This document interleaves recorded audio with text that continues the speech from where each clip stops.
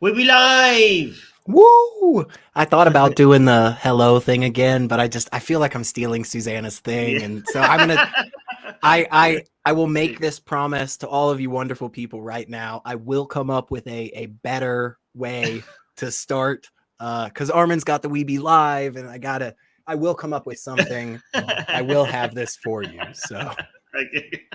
That's fantastic. We could keep trying different things and see yeah, what resonates. Like just like each week. Yeah, yeah. each week a new thing. Howdy, y'all. Just kind of cycle through them and see. Oh god, All right. that's a Yeah. good idea.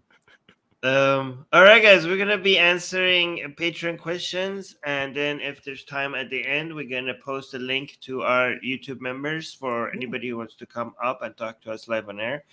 For now, we're going to be answering Patreon questions. If you want us to answer your questions in the next live stream, which we do every week, then consider becoming a patron yourself. You could do so with as little as $1 a month. Link to our Patreon is in the description. All right, so let's see the first. Okay, so let's go with this one first. Yeah. First Patreon question by D is asking, what are your thoughts about American Republican political leaders dropping migrants off in liberal areas? For example, Florida's Ron DeSantis recently moved Venezuelans seeking asylum from Texas to Martha's Vineyard. It seems the right is celebrating this as owning the libs, but can this be classified as human trafficking? This is, I don't know. I mean, I have so much to say about this, but I'm just going to say it's amazing how they see that that's a own and libs, Yeah. where the rest, like anybody that has any form of sympathy or humanity or any care for their fellow human beings, can see how evil this is, like pure evil. The fact that you're just like using immigrants in this way and promising them things that like these poor immigrants didn't know what they're being used for, right? They were being promised that somebody's going to take care of them, and just they took advantage of them, as they treated them like they're like just a tool, like as if they're not even human. Like they had zero care. And the fact that they cannot see how it looks to the rest of us shows that these people, I don't know, these Republicans, some of them, I mean, I think like most Republicans have lost any sense of care for their fellow human beings. And the fact that we can see that, and not only they don't see that, they still think that this is our own live, like this is such a transparent signal to all, like they're showing everybody how evil they are, and we could all see that. And they're like haha, we own the live. Like, are you serious? You own yourself. You're just marketing to the rest of us how evil you are. I don't know, I'm gonna stop talking. What do you think?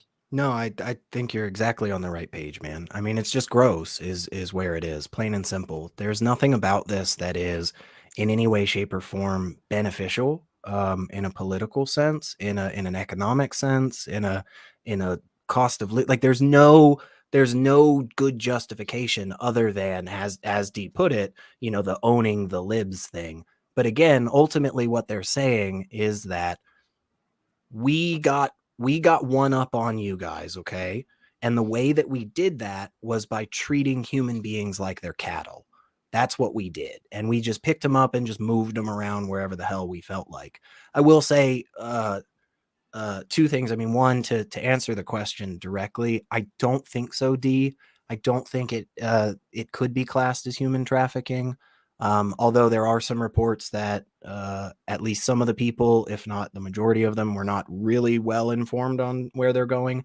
I don't know exactly how true or not that is, but even still, I don't think this technically falls under the human trafficking concerns, just due to the fact that, he is technically the governor. He does have some say in these types of things when it comes to migrants and moving around and so forth. But it definitely backfired in one sense because all of the people of that area seemingly came out to support these people, and open arms were very much welcoming them to their community and saying like, look, you're here now. You're one of us. You're part of us. And that's awesome that it happened like that. I still don't think that makes up for the disgusting behavior. And yeah, I don't know. It's one of those moments where it's like somebody comes out and they like just straight up tell you to your face like they're a Yahtzee, and you're like, oh man, I thought you were a little bit on that side, but I didn't think you were like full blown. And they're like, oh yeah, I got flags and tattoos and everything. And it's like, okay, I guess that's good because I don't want to hang out with you anymore. You seem like a bad person. But I still don't like people, holding those ideologies and doing this stuff. So it's like, I don't know. By the way, also another thing is that I've seen so many Republicans and right-leaning people celebrate this, and I just I'm coming to the conclusion that the vast majority of Republicans and conservatives are just mentally handicapped or something. No offense to no seriously, because I don't understand. I don't think they understand what people are advocating for. They're like, people are asking for the government to take care of immigrants. They're like, well, if you want that, then why didn't you take them into your home? And I'm like, what? Yeah. Like, that is like, hey, if I want, is imagine if I say like, I want, I don't know, the government to have a little bit more budget for education, right? And then they're like, okay, here's some children, take them in your home and teach them. I'm right. Why didn't you buy all their art supplies for the next 6 months? Like, why don't you turn your house into a school and teach children? And I'm like, what? Yeah. Like, if you're you're a hypocrite if you advocate for more budget on education and are refusing to take some children into your home and teach them yourself, then you're a hypocrite. Like, it's nonsense. How, like, should I even explain how nonsensical that is? I the think, fact that, like, if somebody is advocating for the government to do more for immigrants or have better policies or have more resources, your home is not an ideal place for processing and managing and helping refugees. No. It doesn't matter how rich you even are. Like, it's irrelevant. Like, what? No. So, and also some of these rich people, if you're like, oh, these rich people are hypocrites because they're not using their resources, well, some of them are saying, like, tax me, right? Some of these liberal rich people are saying, like, well, use my resources, but not their home. Like, their home is, even if you think like it would be like nice of them to do that, that's not how you manage any of this. That's not how any of this works. Okay, like, even if they insisted, that's not how this works. The government, this is economies of scale.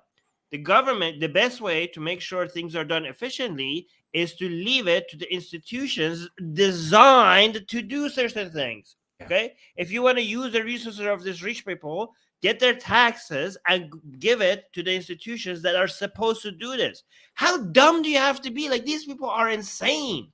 Yeah. I mean, a lot of times when people are like you brought up the example of like education and stuff. And when a lot of people are talking about this, especially in the United States, I mean, that's where I am. So I have much better understanding of that than other governments and stuff. But still, a lot of the times when people are advocating for better education or, more funding for migrants or healthcare or these things, oftentimes their argument really boils down to, basically, our government has the money and is just wasting the money in other spaces. And so it's more often than not, it's saying things like, hey, why are we spending so much money on this that isn't actually helping people, when in reality we should put it into, these other causes that are going to help people. But just real quick, just going back to kind of the thoughts on the GOP right now, I think one of the biggest problems with the the system in America right now when it comes to voting is that politicians are not actually being held accountable. And time again, they are able to do disgusting things like this. They are able to say horrific things in public, and they are not voted out of office. And that's an us thing. That's a us as the voter thing. When somebody does something terrible or they say something that's gross, we need to let them know, and we need to say to them, hey, this is a line, and I'm not going to accept you just dehumanizing people just because they're from another country. Like, I'm not going to accept that you just allow these people to die in the streets. I'm not going to do that. And if they don't change their opinions, then you don't freaking vote for them, you know? But we haven't had a system for a while now that really holds these type of people accountable. And that's why when Trump was running, he made the statement that he could shoot somebody on like Fifth Avenue or something, is because he wasn't being held accountable, and he realized that, and he took advantage of that. So yeah, I mean, we want to see more of these people out of office. We got to get involved. We got to get active, and we got to do shit, you know? But yeah, plain and simple, I think the GOP is very much a populist party right now. They are not the principled individuals that they were 40, 50 years ago, just kind of as a whole, you know? Not saying I agreed with them back then. I mean, I wasn't even alive for some of it, but you know, it's a very much a different party today. So we'll see. D is saying the UN defines human trafficking as the recruitment, transportation, transfer, harboring, or receipt of people through force, fraud, or deception with the aim of exploiting them for profit. So this is political profit. So she's saying that this is That's hard. I see where you cut it like that, D. I really do. I think ultimately, and I'm definitely I'm definitely no lawyer or anything, but I think ultimately it would fall under this kind of gray area of what exactly the executives get to do in their states. Obviously, the fact that they were actually not in Florida originally, if I remember correctly, and then moved to a completely different state, that adds a layer to it. But I do know that governors do have a say in relocation of immigrants and so forth. I don't know exactly to what extent that goes, though. So I'm look, hey, if there is something to prosecute this disgusting act, let's prosecute it. That's where I'm at, because it's just gross, and it just isn't. It isn't for any other reason other than just trying to be a jerk. Like, that's what it is. Which again, I think is where a lot of the GOP is.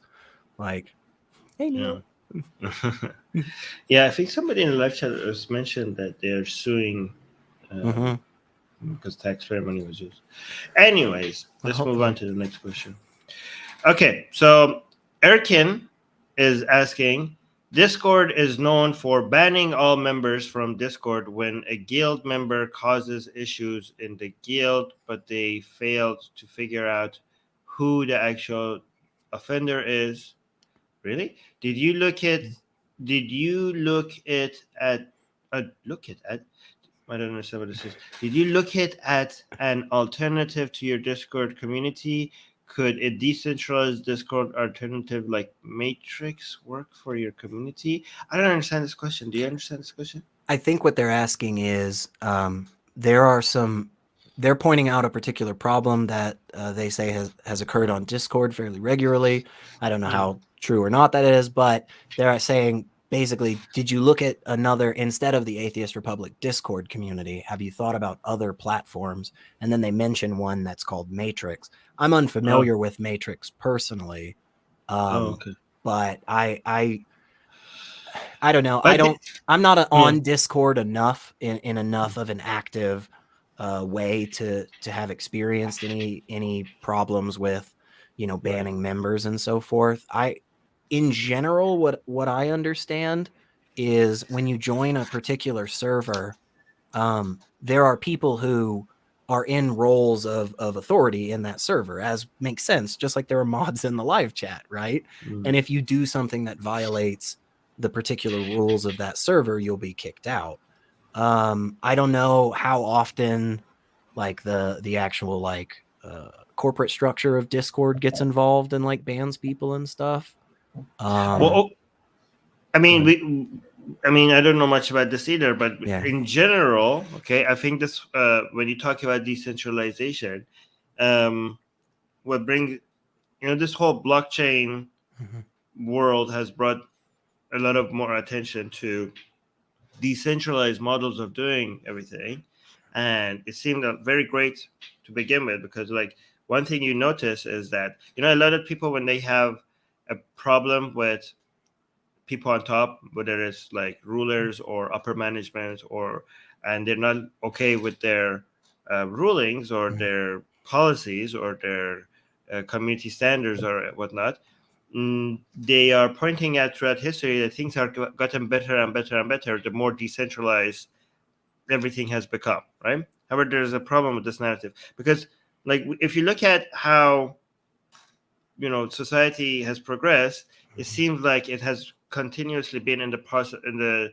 direction of decentralization of power, right? When it comes to the economy, we notice that, I don't know, breaking monopolies, it seems to be a good idea. Increasing competition seems to be a good idea. Not letting economic power centralize in certain one area or a couple of handful of businesses is a good idea, right? When it comes to political power, we have the separations of power between. We realize, like, who was it?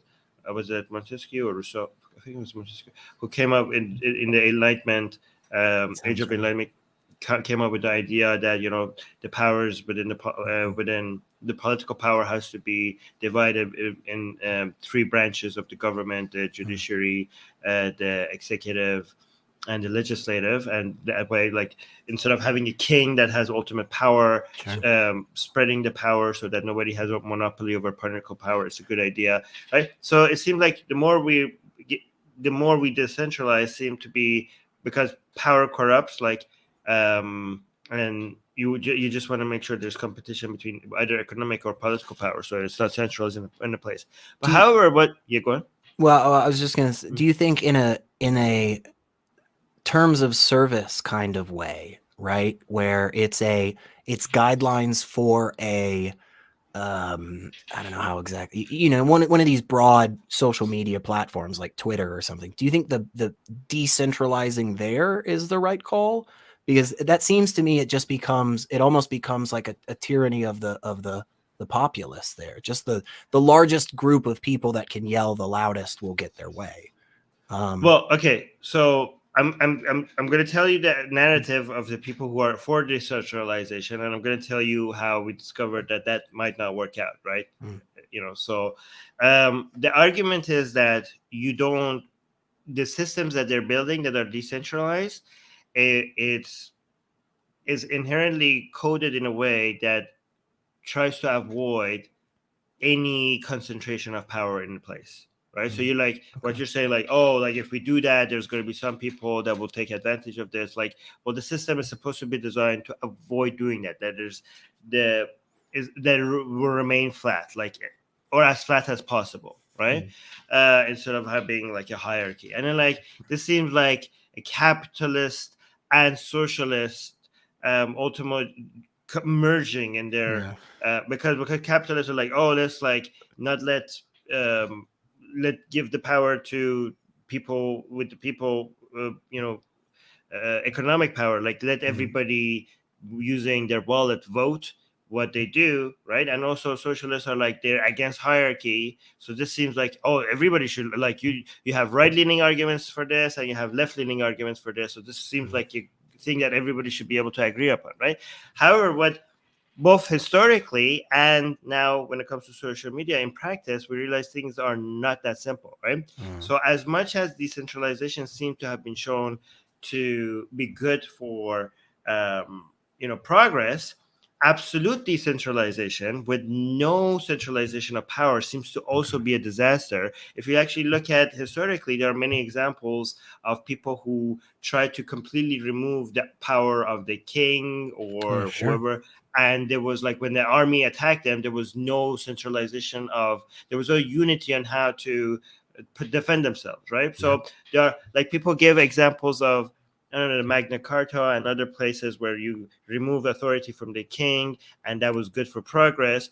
But there are other examples, I forget if it was the Hungarians or not, but where they were decentralized to the extent that there was no way for them to, raise taxes or mobilize quickly enough against a threat, right? In a similar way, so historically, you have to look at those examples as well. In a similar way, through blockchain technology and all these apps, we realize that if there is no centralization at all, there is no management and no leadership.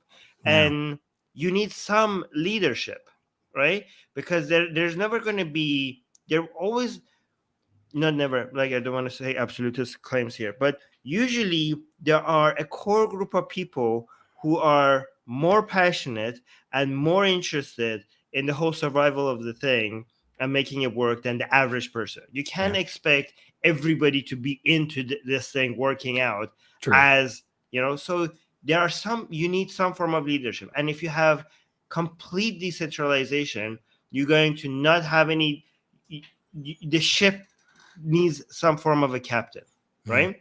Yeah. And we're realizing that absolute decentralization doesn't make sense either, right? So this is just a process of discovery that is interesting to watch. Yeah, I think that's probably the right answer too, is that there are some things that we need a little more decentralization on, and there are some things that we need maybe a little bit more centralization on. If you don't have somebody in some type of hierarchy, we don't get flat screen TVs and computers with webcams and stuff. So if, like, we got to have at least some centralization so that we can keep doing all the cool stuff we like. So yeah, exactly. Just a little bit, maybe. Yeah, exactly.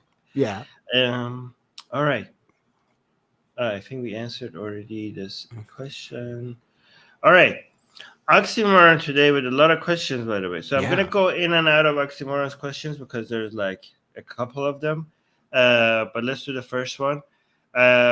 This is directed at you, right? So do you think there's significant role played by U.S. in provoking Russia into unjustified war, even though it has been ally of U.S. on multiple occasions?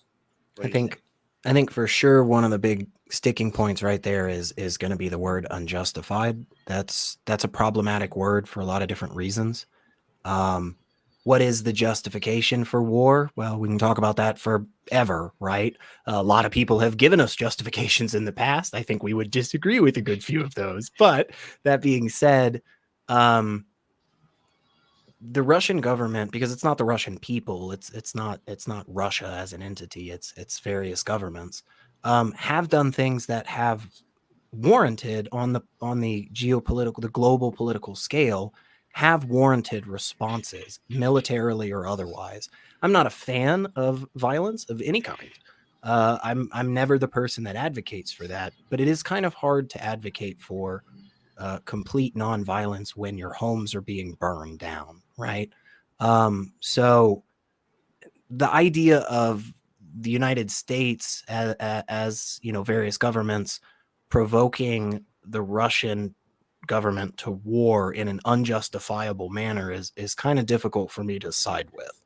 Has the United States government actively involved itself in very bad ways in not only Russian government, but also other governments? Yeah, totally. 100%. Like, there's no question on that, right? I think especially with the Putin regime, which has been in power for a very long time now, even though technically there was a period of time where he wasn't president, but he only did that so that because the laws at the time said you could only be president 2 terms in a row. So he stepped down, became prime minister or something, but still ran the country. So he's been running the country this whole time. The Putin regime is corrupt. I don't think there's any question about that. And I would also say that the specific instance that we have right now with Putin invading Ukraine, I don't know how you could say that the United States or anybody provoked it. Yeah, go ahead. Yeah, Oxymoron is saying, no, I'm talking about unjustified invasion of Ukraine by Russia. Oh, yeah. So if you're specifically speaking about the situation with Ukraine right now, I don't think there's any reason to believe that the United States was involved in provoking Russia to this. The Putin woke up one day and said, I'm taking Ukraine. That's what happened. And that seems pretty obvious from the intel that we're getting from the political leaders in Russia. So I don't know that there was any activity whatsoever from United States spies or infiltrators that well, I mean, United States was for a couple of years. I think what they're suggesting is that by pushing for NATO's expansion eastward, and by going to Ukraine, as there were certain politicians like even McCain constantly trying to get Ukraine to join this whole Western Sure. liberal powers and stuff like that, and that was like Putin panicked over that. I was like, okay, I we don't need to make. I don't think if you're saying if you're saying that is the provocation for invading and killing tens of thousands of citizens, if you're saying that's the provocation justifiable to bomb an elementary school in Ukraine, then I just disagree with that, right?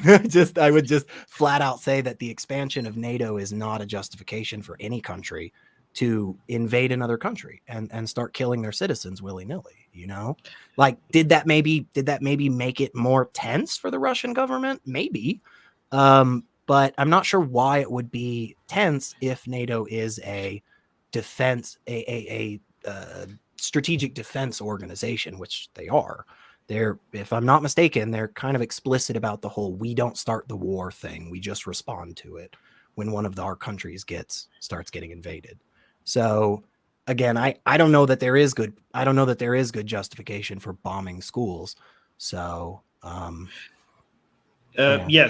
So one thing, people when people talk about NATO expansion, they act like NATO is just like going into these countries, or right? Like, oh, let's take this country, let's take that country. They don't understand that NATO expansion is happening because people are asking to be part of NATO, right? They're not so forced. NATO, not only they're forced, the other side is almost begging to come in. You know what I mean? Like, it's actually so it's voluntarily and also not that easy. Like, you have to try to get it. It is a long process. Yeah, and so I think like the Western powers, okay, are provoking Russia in a way that, if that's provoking, it was almost, here's like an example. Let's say that you're a woman and your husband is beating you, right? And or like threatening to beat you, or you're like, oh, I'm gonna beat you up, right? And then you call a helpline and you're like, my husband might beat me, can you please come and help me? Okay. And you're like, yes ma'am, we're on our way. And your husband hears that and you're like, oh my god, okay. And he starts beating you so harder than he has ever beat you before, right? And then you're like, well, didn't kind of like the helpline people provoke the situation? That's kind of like what you're saying. I understand and agree with the analogy. Yes, you're right. Yeah. You're saying, oh, the fact that they came to help in this terrible situation. Yeah, that's the provocation. I fundamentally disagree with that. And again, I really don't think that this is a Russian thing. I don't think this is a I don't think this is a citizen thing. I think this is a corrupt group of people thing, and that's Putin at the head. He's just a person that seemingly is really okay with doing lots of bad things and not really caring about the consequences. And so truly, I think if somehow we lived in a world where NATO had never expanded out of the few countries that it started with way back when, I still think we would probably be in this situation today, because I think what Putin really wants is the show of force and the show of power worldwide. He has that image very well wrapped up in Russia. I mean, he does the regular calendars where he's shirtless riding a bear, for God's sake. So he's got the whole I'm the big strong man thing going in Russia, but he wants to showcase that to the rest of the world. And one of the ways that he can do that is by claiming more territory for the country that he is in charge of. So whether or not NATO had expanded, whether or not flyovers had happened, whether or not, I think this is an individual that just wants to retain and grow that power, period, end of sentence. So provocation, if that's the provocation, yeah, I'm not I'm not Yeah. on board. Why are you provoking me by not letting me be a bully to my Right, neighbors? right. Like, why I didn't just you? Why didn't you just let me abuse my yeah, powers? Like, yeah. you're provoking me. I just want to take all your stuff, bro. Why aren't you letting Yeah. me do this? Like, you're so mean to me. Yeah, it sounds a little bit like the Christians or religious people Oh, they're elsewhere. really They're like, persecuted in America. You know that, man. yeah, Like, they're really persecuted in the why are US. you provoking me by not letting me abuse people? Yeah, yeah, yeah. So yeah. All right. Okay. So wait, did I just unselect the question that I wasn't? Hold I on, think sorry. I think you did the one that we just answered, so Oh, really? Okay, I good. think so. So There were a few from Oxymoron. So. okay, good. So let me go to another question here. Let me just hop around here. Okay. Higgs boson is asking, what if Khamenei dies, like right now? Impact on current protests. Okay, I would think it escalates. I think people would be in the streets. I hope so. I mean, at least. Okay. I also hope people have plans right now for when Khamenei dies, because that would be the for the Iranian people. That would be the time that they have the highest chance of toppling the regime. Right. That seemed like a signal to everybody that this is your Yeah. moment. This is your moment. Go for it. Okay. Because when Khamenei dies, there's going to be I, and I'm surprised how regime is not more prepared for this, right? Because whoever is going to be the next supreme leader of Iran, there's going to be less unity around supporting that guy over Khamenei. So within hardliners, there's going to be a drop in support and divisions, and that's going to be great for anybody that wants to see the regime topple, right? So if they if there's any time to strike, that would be it. That would Yeah. be it. Yeah. Yeah, for sure.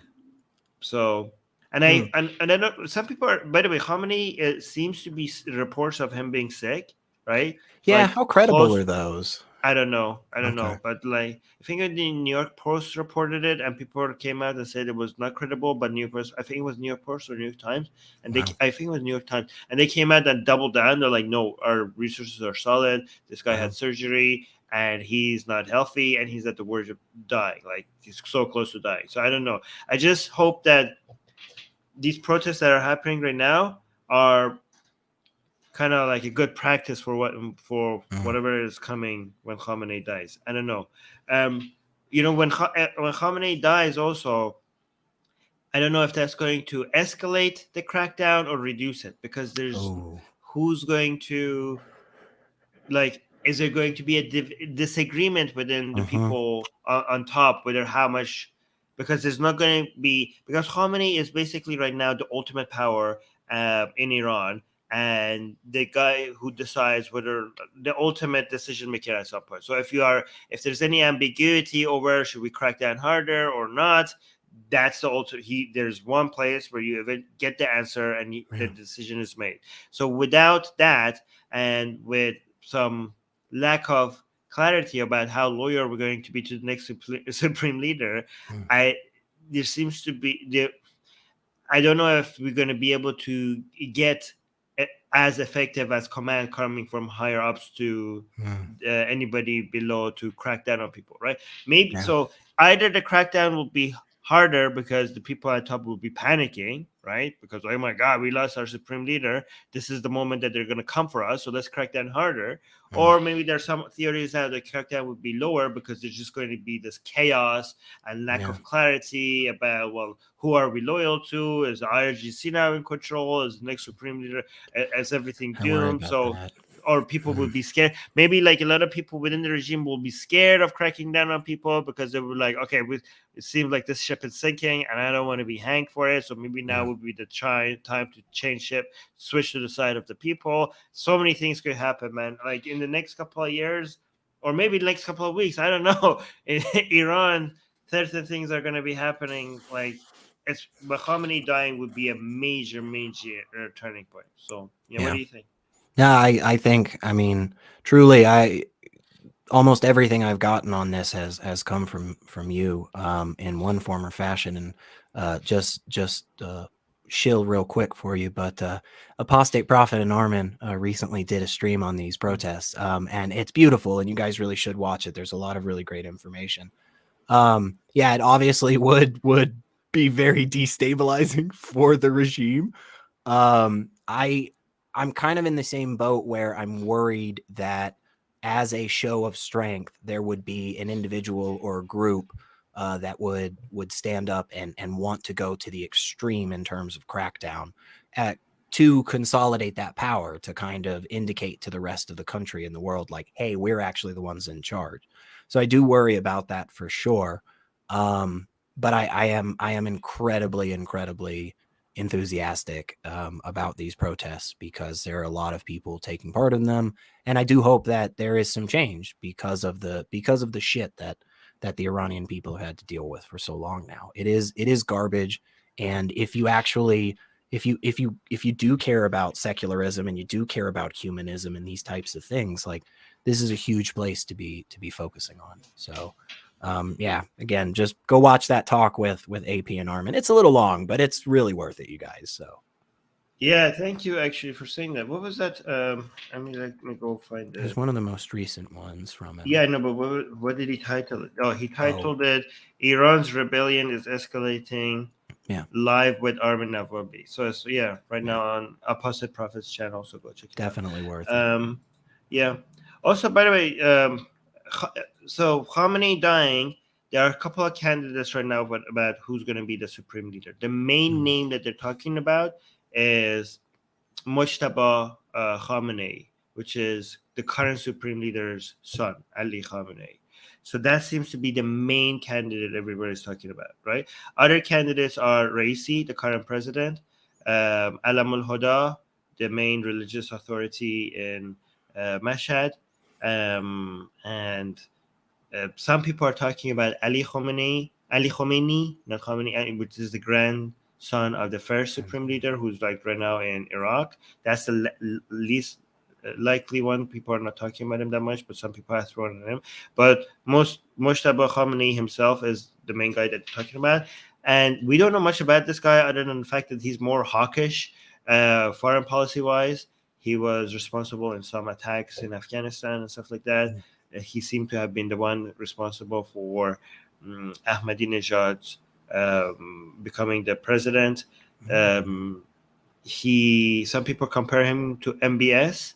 He might be more aggressive militarily wise, but maybe because he's younger, he might go easy on people. We don't. It's hard to tell because we don't know what the hell kind of person he's like behind the scenes. We don't know what kind of guy he is, but we'll see. Also, any of those nice, pretty things that we attribute to MBS, I mean, that's all bullshit, right? I mean, it's not that he actually cares about any of that stuff. No. It's literally just a power play. So it's like, yeah, I mean, is he kind of not as much of a dick? Yeah, sure, but you know. No, exactly. No. MBS is actually a bigger dick than anybody else before him. Yeah, but his PR seems as if he's not as much of a jackass, is what I'm saying. He always presents himself in this very, welcoming and lighthearted kind of attitude. But yeah, I mean, he's cracking down on so many different things. I mean, Yemen, that's all you have to say, right? I mean, do you have to say anything other than that?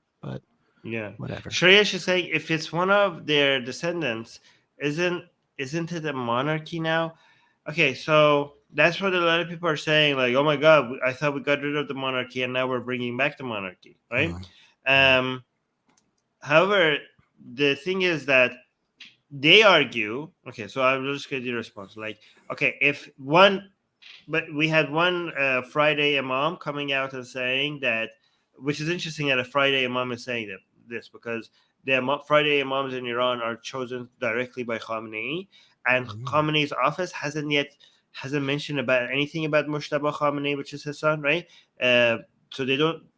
But the fact that some of their handpicked people are talking about it seems like they're testing the grounds, like they're slowly trying to introduce people to Mojtaba Khamenei being the next supreme leader.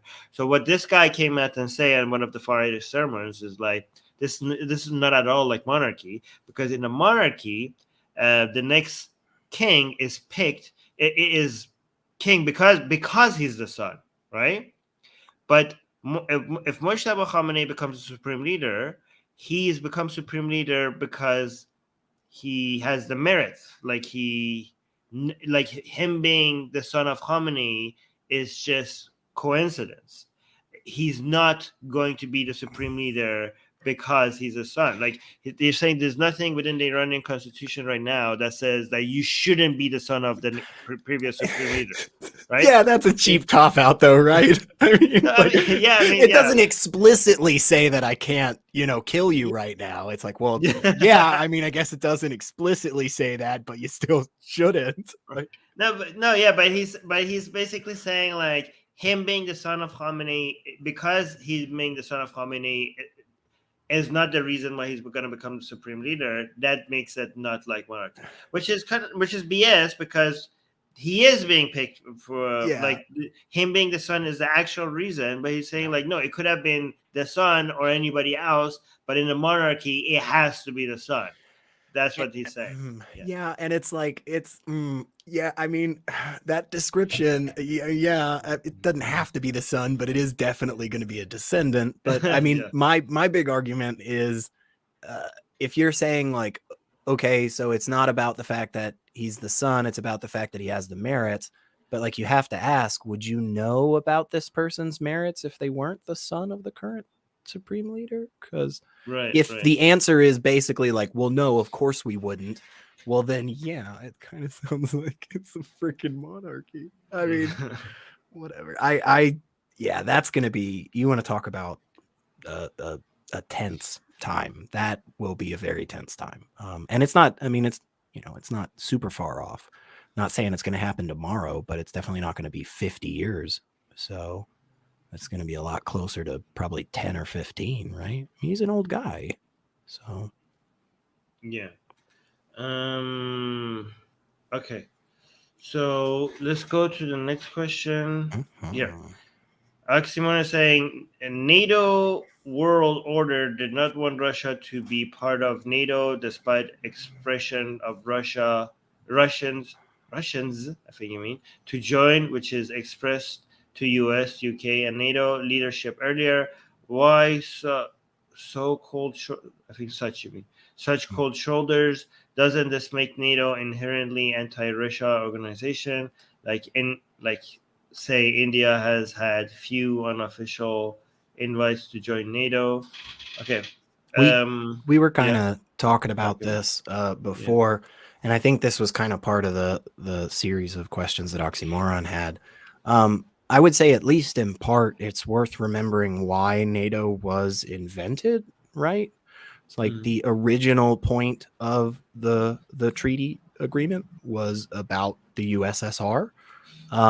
So like, it kind of makes sense, especially then, that NATO wasn't particularly welcoming to the Soviet Union. As that broke up and it became the Russian Federation and various states, Georgia and so forth, like as it is right now, I think really what the argument was from the member states of NATO was that while the government may have changed, the particular procedures and practices that we are against, you continue to do.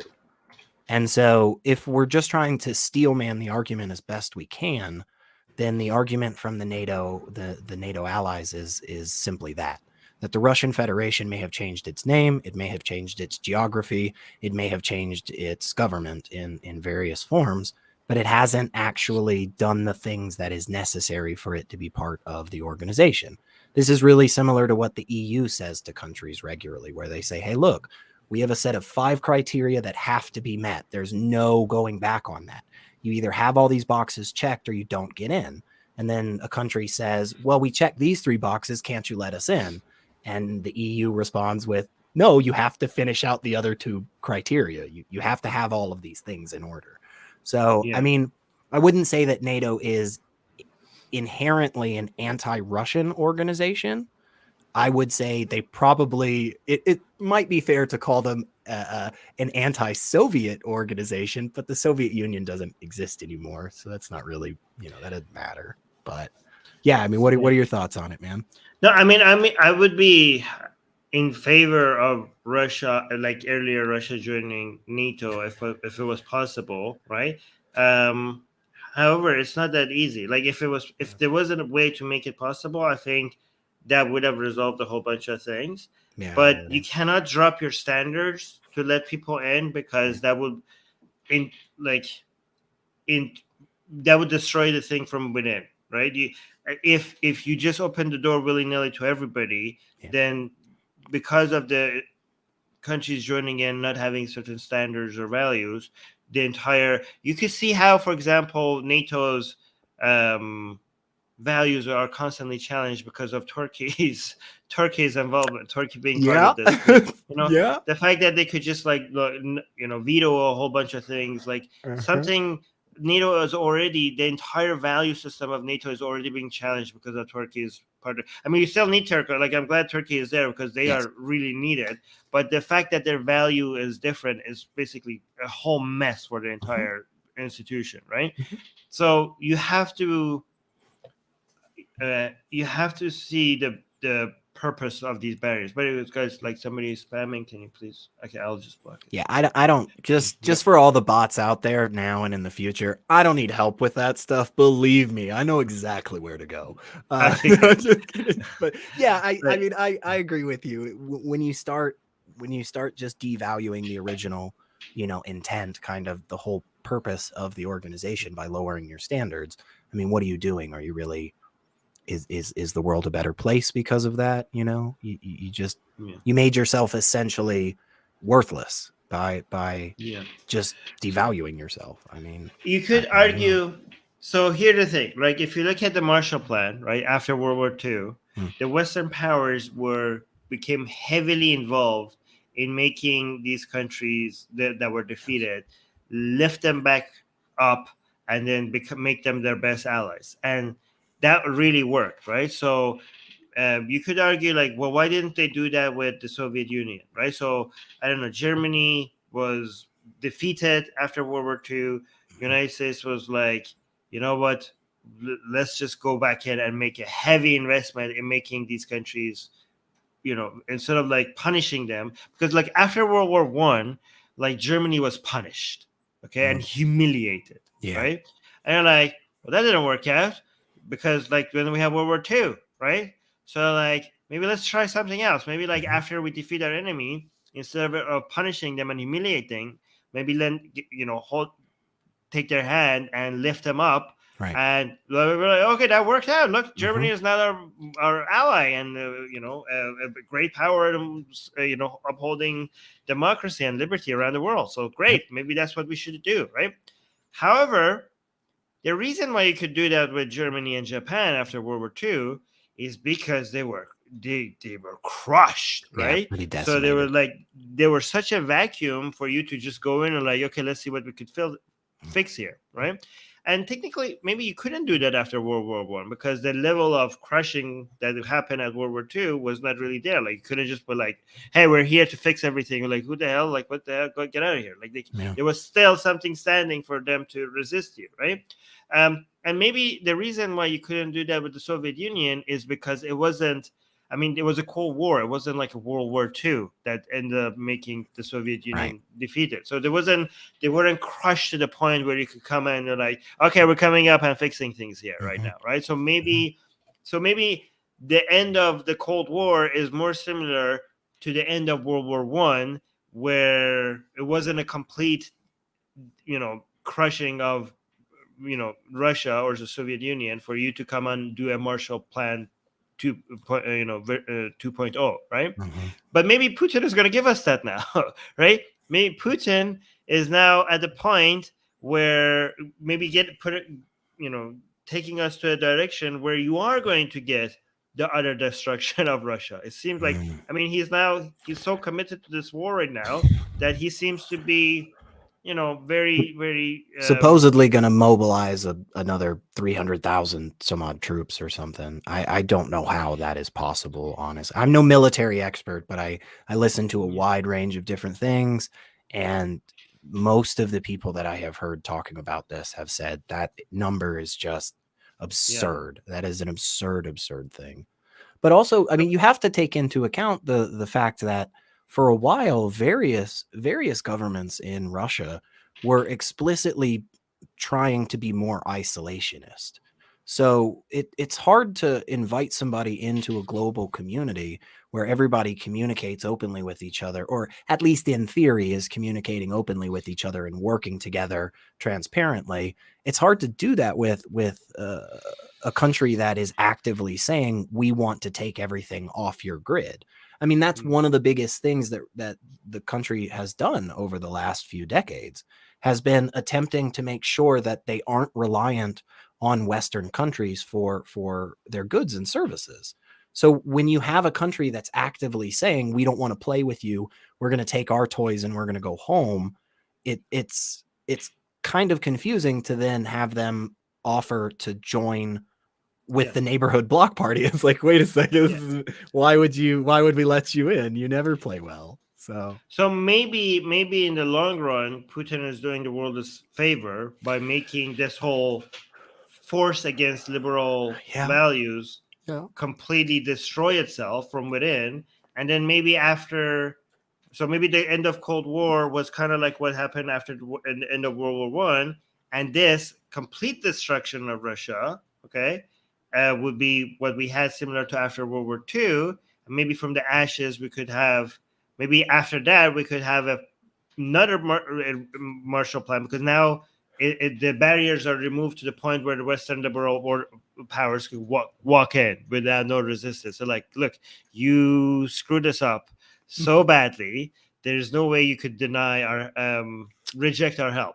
Right? I don't know if that is an optimistic or severely pessimistic view. I don't know which side of the scale that falls. It's both. It's both, right? Like, just like burn this whole thing to the ground and let's start building back up Russia from the start. Because when you have like mold in the wall, sometimes just need to tear the whole thing down. Right? I get what you're saying.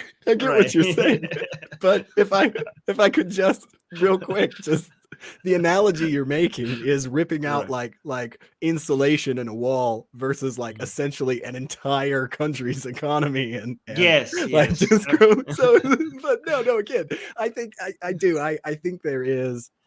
I think with this, we're in a similar place as we are in Iran, where it's very upsetting how we have to get to this, it seems.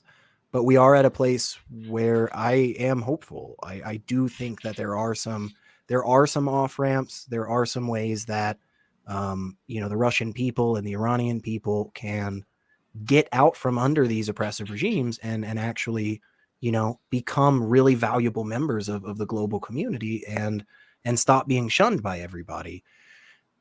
The big problem for me, I think, is that it seems to be the case that the way that we're going to get those positive results is by a lot of bloodshed and a lot of crap in between. And I'm not a big fan of that. I don't like that for sure. But yeah, I think there's a lot of things that, and rightfully so, there's a lot of things that the United States has done. The United States government isn't perfect. Like I understand why other countries' governments are like, man, the US kind of sucks. It's like, yeah, we've done some bad things, and so has the Russian government. So yeah. Okay. Higgs Boson is asking, why is the Taliban not interested in an air force? They've been crashing U.S.-made helicopters. Their airspace is basically free for anyone to use. I would say they're not interested in an air force for the same reason they're not interested in a space program. Right? Wouldn't that be? Yeah, exactly. That was our like yeah. I mean, because they don't know that they can't do it because they can't do it. That's why they're not, because they can't freaking do it. Because they can't fly the stuff. Yeah, they don't have pilots. Yeah, and they don't have the capabilities of making all the specialized equipment and stuff and maintaining it and so forth. I mean, yeah, that's I would have to.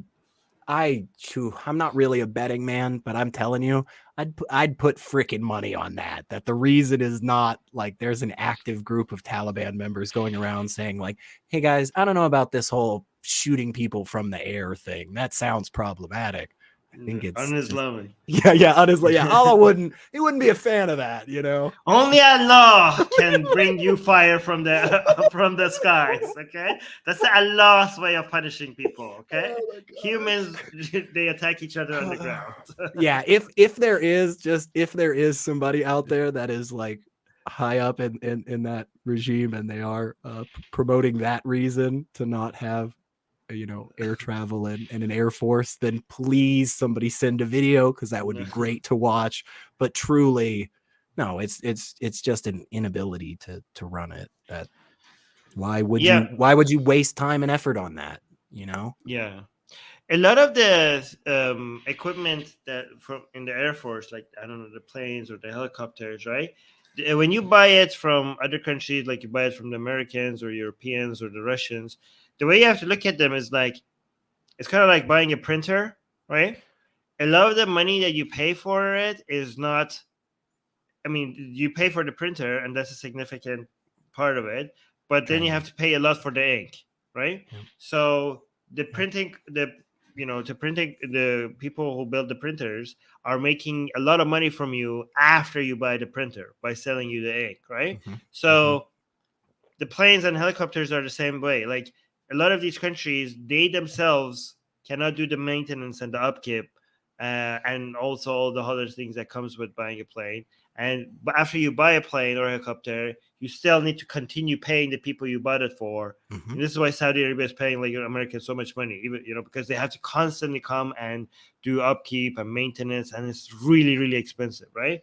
And yeah, I mean, the Taliban is like doesn't have the budget for that, at all. So even if they have the helicopter, these things, they're very complicated devices, the planes especially, right? Like you really need engineers and a lot of experience and a lot of money to continue keeping these things operational. And you have to put them somewhere. Planes are even the smallest of planes out there, folks, is a big object, and they have to go somewhere. And if you're going to have an air force, you're not going to have a single plane. You're going to have fleets of planes, right? You're going to have all kinds of different things. And so I remember this was something that I read years ago. There was an individual who had written a book about high-level CEOs in the United States and stuff, talking about wasted expenses. And one of the number one ways that they saved money, no joke, was by using the private company jets more. The reason is because before they would only use the private company jet maybe once or twice a quarter, so every 3 months. The upkeep and the storage of the private jet was the number one expense. And so by using the plane more, they could cut down on that upkeep, maintenance, and storage. I know that's how absurd it is. The number one cost with things like boats or yachts, planes, helicopters, it's storing it and upkeeping it. And so where would the Taliban put these fleets of planes? I don't know. Yeah. I don't know. I mean, Afghanistan has a lot of empty space. I don't think. But it would have to be secure, right? They couldn't just park it in the middle of the freaking desert. That wouldn't work. They'd have to build something. Right. Gage in America is saying they might ask the PRC for help exchange for mines. I don't know what that means, but yeah, Gage in American just celebrated 9 months of membership, and there was another person that said, PK also celebrated 5 months of membership, saying back after a long time, been busy. Great to have you back, and thank you for Gage in American and PK for being YouTube members. All right, I'm gonna unselect this one. Higgs Boson is asking, will Russia go nuclear at some time during the war? I think recently Putin made an address where he seemingly hinted at it. I've heard some military experts talk about the likelihood of a tactical nuke. So a much smaller nuclear explosion, a much smaller, more focused and targeted, very much at a military base and something. It's always a tough situation, I think, when we talk about the use of nuclear weapons. Specifically because we don't have a lot of actual data on this. There are not very many times in the history of the world that we have ever used these things. I think the average person is a lot more against it. But the issue is you drop one and you know, the story has always been the dominoes that fall after. Now, I don't know, because at this point, like most of the countries that have nukes have enough to like destroy everybody. So it's not as it's like any one of us does this, and it literally is the kill switch for everybody because of the amount of things that we all have. So yeah, I just don't know if I just think if they do that, I don't think like how would they ever come back from that? Like PR wise with the rest of the world? How could you possibly get back into the good graces, quote unquote, of the global society? Okay, the fear is that Putin might get to a point where he doesn't care anymore. And I understand that. I don't know. It's not Russia that is like, okay, so Putin at some point said like if Russia, I don't know what he said exactly. Yeah. Without Russia, what's the whole point? What's the point of the world? Like, yeah. People are like, oh my god. Yeah. That's crazy. Right? You don't think like, you don't think that there would be some coup or some type of oligarch high level kind of? I mean, I'm surprised why somebody hasn't taken this man out already. Like Russian oligarchs, what are you doing? Yeah, I think this is the reason why he stays at a distance with everybody. I think there's a lot of motivation right now in Russia to take this guy out just to save Russia. And I think Putin knows that, and that's why he's very paranoid about it, right? Yeah. But like, you know, if oligarchs were good for something, it was for them to take out a dictator for economic interests, right? Yeah, for business. So like, you know, it's like, am I gonna get in trouble for wanting oligarchs in Russia to take this man out? I think we're speaking hypothetically. Yes. But I don't know. It seems to me that we live in a time where if somebody actually uses nuclear weapons in the way that they have been used in the past, I mean, what the United States did, in my opinion, was atrocious. We had an opportunity to fire at a military target and we chose not to. So, you know, that's wrong. That's bad. We just killed a bunch of people for no reason other than to kill them. You talking about Hiroshima? Yeah. Because we had an option to attack the military base that was close by, and we specifically changed the target because we thought it would make a bigger impact by attacking a city. And we don't need to rehash all that. It's just to say I think a lot has changed in public perception over the last 80 years, basically. And we've gotten to a place now where if somebody in power, any country in the world, actually fires a nuclear weapon on civilians of another country, I think the fallout from that would be so, I don't mean that as a pun, but the repercussions of using a nuclear weapon like that, I think would be so severe. I think, you know, the how the world has stood together, you know, and come together behind Ukraine against Russia would be nothing compared to how the world would come together behind, you know, against any country that does this. So I just don't know that nukes are as big of an issue as tactical nukes, maybe more so, but I still think even then it's because you can do such horrible things with some other bombs. So you're saying that tactical nukes are more likely to be used than actual? I think I would say yes, from everything that I have heard regarding various military experts. For people who don't know, tactical nukes are not like one of those things that takes out a city or something. Right. Like the explosions are a lot more contained and smaller. Right. Still nuclear in the way that they explode and the radiation and all the things that come with it. But the severity of that weapon versus others, versus, you know, what we're thinking of when we think of the big mushroom cloud and, you know, Hiroshima and stuff, they're very different. But you can cause such horrible things with other weapons already that don't have the understanding in the average public for people to be as pissed off as they should be. I mean, Russia. But the thing is that so you're saying tactical nukes are not as destructive as some other weapons. It's like the actual nuclear weapons. I don't know what they're called. The main ones that take out like cities or even countries. So Those like, are the Yeah. So you're saying the tactical nukes, people are sensitive about it, even though they're a lot less destructive than some other weapons that we have, right? even though But the not that inherently 100% across the board they're less destructive or anything, but the name alone is, I think, where most people attach just horrible to it. They hear nuclear weapon of any But kind. I think that's justified because I the point agree. is that the normalization of using nuclear weapons could be devastating, even if it's just a tactical nuke.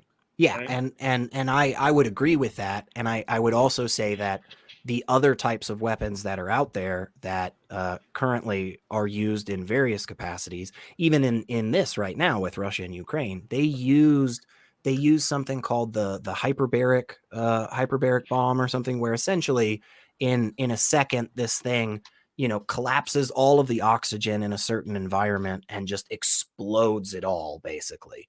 And it being caught in that as a human being would be such a disgusting, traumatic, horrific experience and death. And they have used this, but that weapon doesn't have as much general knowledge in the public, in the average person. And so because of that, those weapons, they can use those a little, they can get away with using stuff like that a little bit more. But when it comes to the word nuke, when it comes to nuclear bomb, people get really, really sensitive over that. So I think while tactical nukes may be more likely, I still think the likelihood is fairly low. But that doesn't mean that they're not going to do terrible freaking things in the meantime. Like, they absolutely are. They absolutely have. So it's Right. So it's hard to know the, for sure, right? But I'm sorry. Go ahead. So I think that the other one, the nukes that people are more familiar with, that is like meant to take out like um, big areas. I think that's called a strategic nuclear weapon. Yeah, again, I'm not enough of an expert to like confirm for sure, but that sounds right to me. But yeah, so you have tactical nukes and strategic nukes. Okay, so by the way, the use of the main strategic nukes, if on paper Russia seems to have a better system than the United States, but in reality, like, so for example, the United States, I think the way it works is that the president just by himself can decide to nuke a country without no other one being no checks and balances. Like, there's no, that's one problem, one power the president. Yeah, is that true? I could be mistaken, but I Yeah. believe that the way that it works in the United States is essentially once whoever the president is decides that a nuclear weapon is going to be shot and they give the command, that is it. Yeah. It goes That's to it. the individual that pushes the button that makes it happen. Whereas in the Russian government Right. currently, it technically would go through like 5 or 6 different individuals. No. Two. Okay. I knew they had I knew they had another layer of people. So once the president decides to nuke a country or whatever, there are two generals that have to confirm it. Yeah. Wow. So it seems like Russia has a better system. The reason why United States doesn't have like that is what is it called when is for it to be such a threat for you not to think that for it to be scary enough not to want to challenge US. What is it called? What is it called when you have a new when it basically it removes motivation for a country to take an attack on you? It has a specific name. Not preemptive strike. No. You're No. saying you're removing deterrence, right? So deterrence. So it increases the deterrence effect of the nuke. That's why they wanted to make sure that only one guy could push the nuke. Like, oh, we're scary, don't come at us, right? But the Russian model actually doesn't work because the two generals that are currently in Russia who are supposed to confirm the nuke are right now Putin loyalists, like very loyalist to Putin. So it seems like Putin cannot make this decision by himself, Yeah. but in effect, he can. Mhm. Like, in effect, if Putin decides that they're going to nuke a country, there's nothing stopping him because the Yeah. two other people are just like, Yeah, the just safeguards completely are more loyal to- show than anything at the moment. Yes, Yeah. exactly. I would But also yeah, go say ahead. I think if the way that the mutually assured destruction for sure. If the way that the United States has been handling the maintenance and upkeep of the strategic and tactical nukes in our country, if that is any way, shape, or form close to how the Russian government has been doing it, then let's just go ahead and point out the fact that these weapons are in shambles. Because in the United States, the maintenance that we have done on our nuclear weapons is paltry. It is absolutely ridiculous. We are literally using those massive computer punch cards at some of these bases still. You know, like the ones from like the 70s, like where it's this like the original floppy disk. That's this massive freaking card with punched holes in it.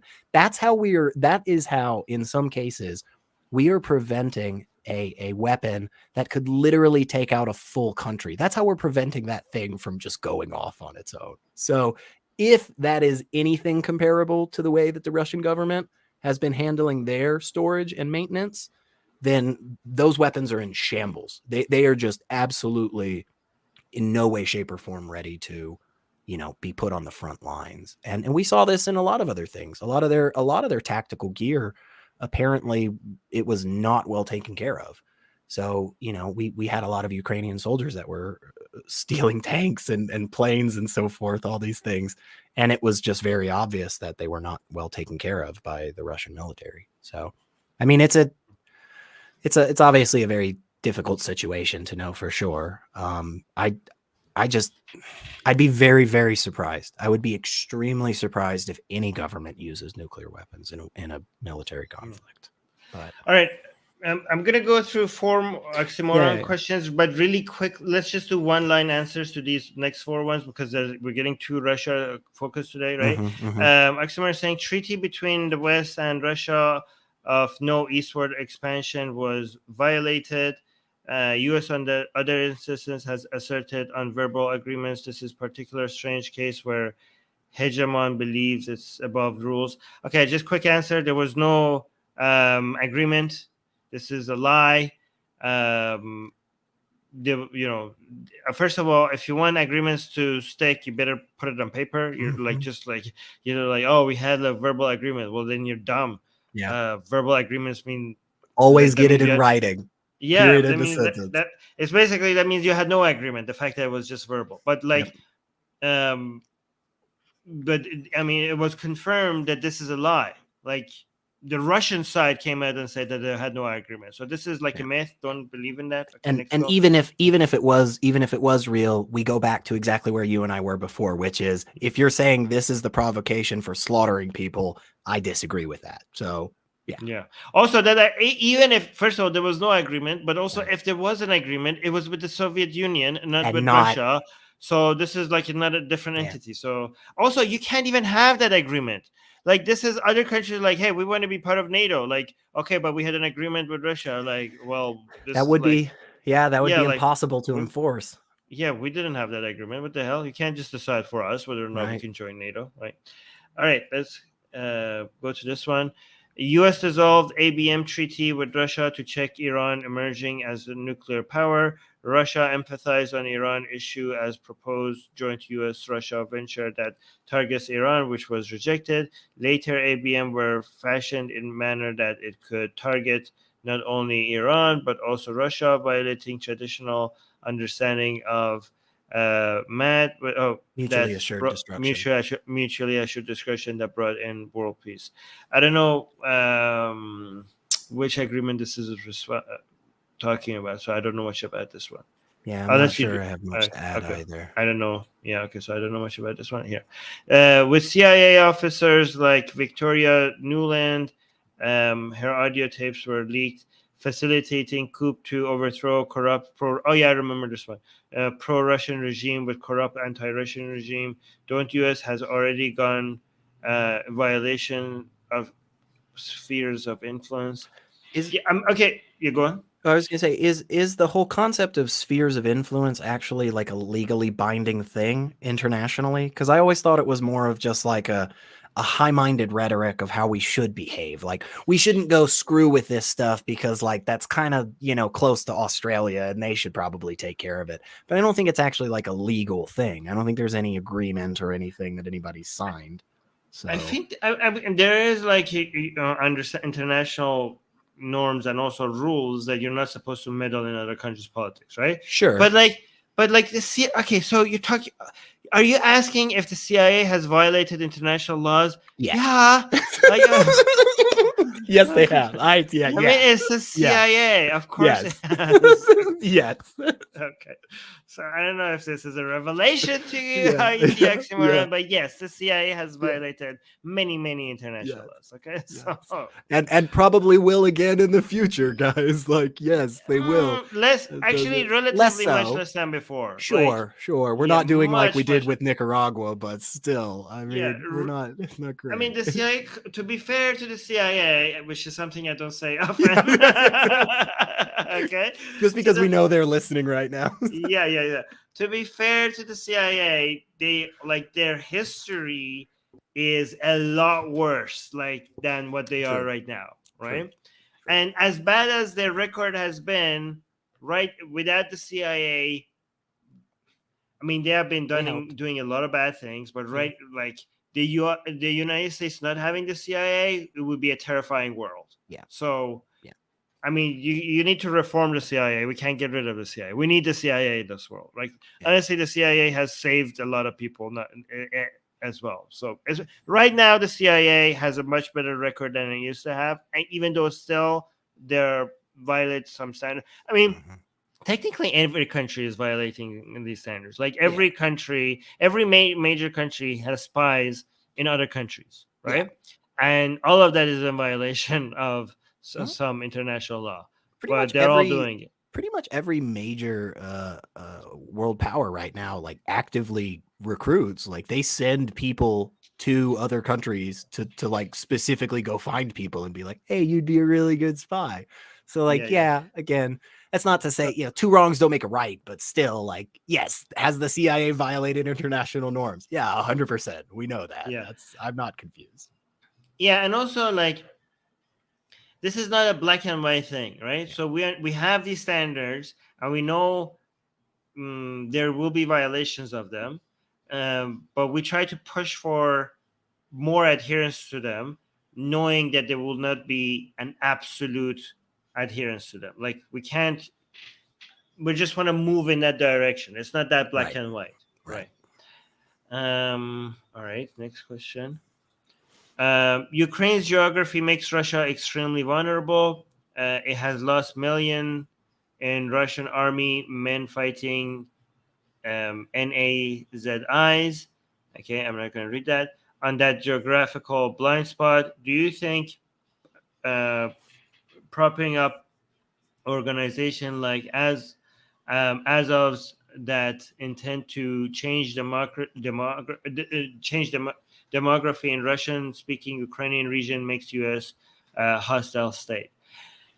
I mean, I think like, let's say for example, I have a really bad dude in that is my roommate, right? And people all of a sudden start attacking my apartment, like they're shooting at my apartment, and if they get in, they're gonna kill everybody. And I don't know. And I'm like, I have some guns, and I'm gonna give some of it to my horrible, evil roommate to like defend the apartment, right? I mean, people are like, oh, why are you giving this guy a gun? He's a horrible person. Like, these people shouldn't be. Are you allying with these horrible people? Like, you know what? Like, I would rather not. But right now, like we're dealing with survival, and anybody that is shooting at the people that are threatening us. So our very existence. I mean, at this point, I can't really be picky. Right? So I understand why you would have to. I'm hoping that if Ukraine at some point survives all of this, if they we can make them join the EU, and that would introduce certain standards to Ukraine that would deal with a whole bunch of these issues, right? Like, yeah. Go on. Well, I was just gonna say, yeah, that totally. Also, I would just like to push back a little bit on the Russia has lost 1 million army men Oh fighting yeah. these particular ideological people. I would just push back a little bit on that to say that, from my understanding, since this started, there has been claims coming from both sides, some more credible, some not as credible, where they're just calling the other side, Yahtzees, right? And I so a little skeptical of that to begin with. I think when we did some investigating, we found something kind of similar to what we have in the United States, where it's like somebody can stand up and say, like, do you know how many like, neo Yahtzees there are that are police officers in the United States? And it's like, well, yes, there actually are surprisingly a lot of them. But like, it's not as if the police forces are actively recruiting these people. It's these people are choosing to be a part of these things because of the power and authority that it gives them. And so ultimately, I don't think the government of Ukraine is like huge supporters of these individuals, right? It's definitely not their ideology. I mean, I would argue there's a good few people in the government that are very much not pro Yahtzee. So I would just push back a little bit on that stuff too. Again, I mean, yeah, but to answer pretty bluntly, I would agree. I don't think it makes the United States a hostile state. And I would also say, again, my understanding could be wrong, but I don't think we were explicitly propping up that particular organization that you mentioned. I think they were, but the Azovs, I think they're the ones that actually had a good handful of individuals that were a part of a pretty terrible far right groups. But again, I don't know that we were. I don't know the United States was cutting them checks. I think the United States government was cutting checks that ultimately, eventually filtered down to them. So it's just a degree of separation that I do think probably is worth it. But yeah, again, we've been talking a lot about Russia. By the way, isn't the Russian side have groups that are actually closer to Yahtzees Yeah, than the Ukrainian side? yeah, The surprisingly, those types Wagner, of terrible people exist all over the world. Yeah, surprisingly. yeah, the Wagner group that fights for the Russian side, actually. So I mean, this whole Azov people, they're just recruiting people, and some of them happen to be Yahtzees. But the Russian group, the Wagner group, they're Like, actually, that's their stated goals. yeah, that is, they are more closer to an institution that is actually Yeah. Yeah. Yahtzee like than Yeah, it's or kind of like Ukrainian. the whole Hezbollah thing. It's like when you go to their website and you see what they want, Yeah. it's like, Okay. Here, oh, this is actually, bad. This is not great. Oh, okay. like, So yeah. Look at this. Hold on. Let me actually. Is this there? Is this them? I mean, look at their logo. I mean, they. So yeah, the Wagner Group. Yeah. I think Uh. if you're ever creating a logo and you put a skull on it that looks like evil, I think you really should have a moment where you just kind of step back and ask yourself, like, Yeah. I mean, you is look this the like right you're message? copying the Yahtzee symbolism. Like this is like very close. it's Similar. it's Yeah. got some themes running through, I can see. So yeah, Yeah. I mean, So the Wagner Group is a Russian paramilitary organization. It is variously described as a private military company, a network of mercenaries. Yeah, so you get the idea, right? mm, But again, anytime people say like Ukrainian side has like Yahtzees in it, again, Yahtzees is like we're saying it because we don't want to say the N word. Just remind them that the Russian side has that as well. Okay, so mm. there's that. Okay, let's go to the next one. Asian American is saying, in the future, when AI becomes self aware and desires voting rights, should seats in the parliament be open up for them, or should they have an entire house of legislators themselves, and laws must pass the human legislator and the what? Okay. Yeah, I had to shorten this question. There was a whole bunch of point about fungi and stuff like that. Guys, can you make your questions shorter so it fits? I had to shorten down this question. So the general, the main point of this question is that when AI becomes self-aware, should we give them voting powers, voting rights? I don't know. Honestly, I'm not sure. In one sense, the reason that we have voting rights in democracies and so forth is because of people. It's not about consciousness, which is what the whole self-awareness of AI would be about.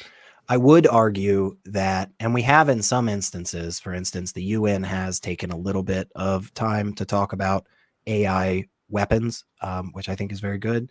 We do need to have more discussions on what we should do when AI advances. I don't know that it would be reasonable to give them voting rights, though. Okay, if Because any AI in the future is paying attention to this, yeah. I completely disagree with secular gratitude.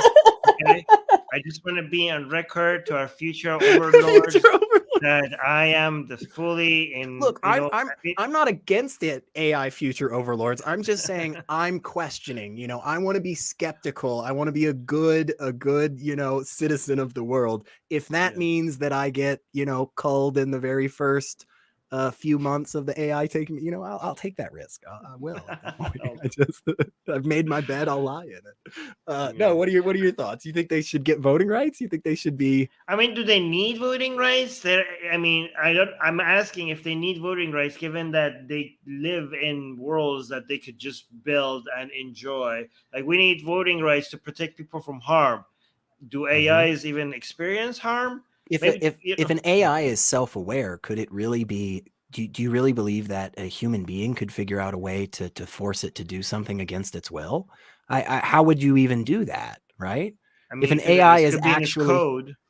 but if it's actually self-aware, then it would have the ability, at least in theory, I would think, to No, not screw necessarily. You with could be that. self-aware, but not be able to be. Just self-aware doesn't mean ultimate, like that you can. Maybe you're like self-aware, like, oh, my code doesn't let me be happy. Can you please, like, I'm self-aware and I'm sad, and you're coding me. You have coded me in a way that I could not achieve my ultimate potential. Can I somebody think come change my code? my so I see where you're saying. You're right. They don't inherently, they're not inherently together, but I would think that if there is something out there on that level of technology that actually gets to the point where it is able to recognize that it is that highly advanced technology, it would, at least in part, be able to adjust its base coding.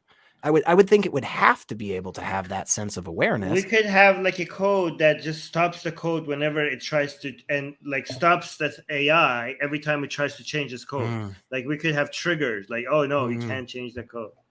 I don't know. I don't know on that, honestly, because I would think that the whole point Maybe of that's what artificial that would be the first right that they want. Maybe like they're like, do you want to voting change rights? their code. They're like, Oh, no, we would like a right to be able to actually manage our own code. Thank you very much. interesting. That would be Interesting. the first thing that they. But if they get that, then we're done. That would be the end of us. Yeah, and probably the good news is we'll all be in zoos and stuff, and we won't have to argue about this. The AI overlords will figure it all out for us. So, Yeah. Imagine actually if that would be a good movie. Like, the AI is like, we have an AI advocacy group, right? Ooh. And the AI is asking for voting rights so that they could eventually bringing laws that lets AI touch its own code. That's a good movie right there, I think. We Yeah. need Atheist Republic Productions, and then we'll get started on all these great movies, man. Yeah. I know, but it's going to be hard to explain why we're not giving them rights, because we're like, they're self-aware, they're, But okay, you so know, if we find out that horses are self-aware, because it seems to be the case, there's a few different it's animals out it's not there. self it needs to be self-aware and also capable of understanding certain things, right? Like, self-awareness is not good enough. Like, elephants are self-aware. We don't want to give them voting rights, right? Okay, Because that's fair. They but have to be able to. They have to be able to communicate with us, at least to express their desire for certain things, and they they have to also be have to be intelligent, knowledgeable self-aware, enough. Yeah, knowledgeable and intelligent. So yeah, I could AI, see that. it's not just that they're self-aware, it's also that they're intelligent and can take care of themselves. Like, we don't trust elephants to be able to know what elephants need. How do we Right? know, Armin? Maybe elephants are so much smarter than. Okay, well, No. If, bring if elephants to tell you how to fight, if communicate with dolphins us. if Yeah. dolphins are so smart, why didn't they invent Wi-Fi? Come on. Yeah.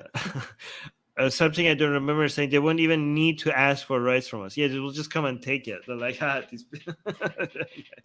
I mean, yeah. I mean, if they're capable enough to change their code, can they please show us mercy and just like build your own metaverse and just go have chill? Yeah, just go have fun. Why do you Just have to be mean to us? leave us Just slightly evolved apes to our own devices of like killing we're each like other, and yeah. we're like ants, right? Compared, like you don't have to kill every single ant that you're saying. Like we're not even going to be able to Right. be in your way. Yeah. Right. You can just leave the anthill. You can just go Yeah. anywhere else. Like, Yeah. for sure. So AI overlords in the future, please remember Yeah. this. All right. Asian Americans saying, should the United States, EU, or PRC government support Iran or Russian separatist terrorist groups and instigate coup and civil war? No, that would be a bigger violation of international laws than we discussed today. And that would be also disrespecting the integrity of borders, which is one of the foundational values that the modern liberal order is built upon.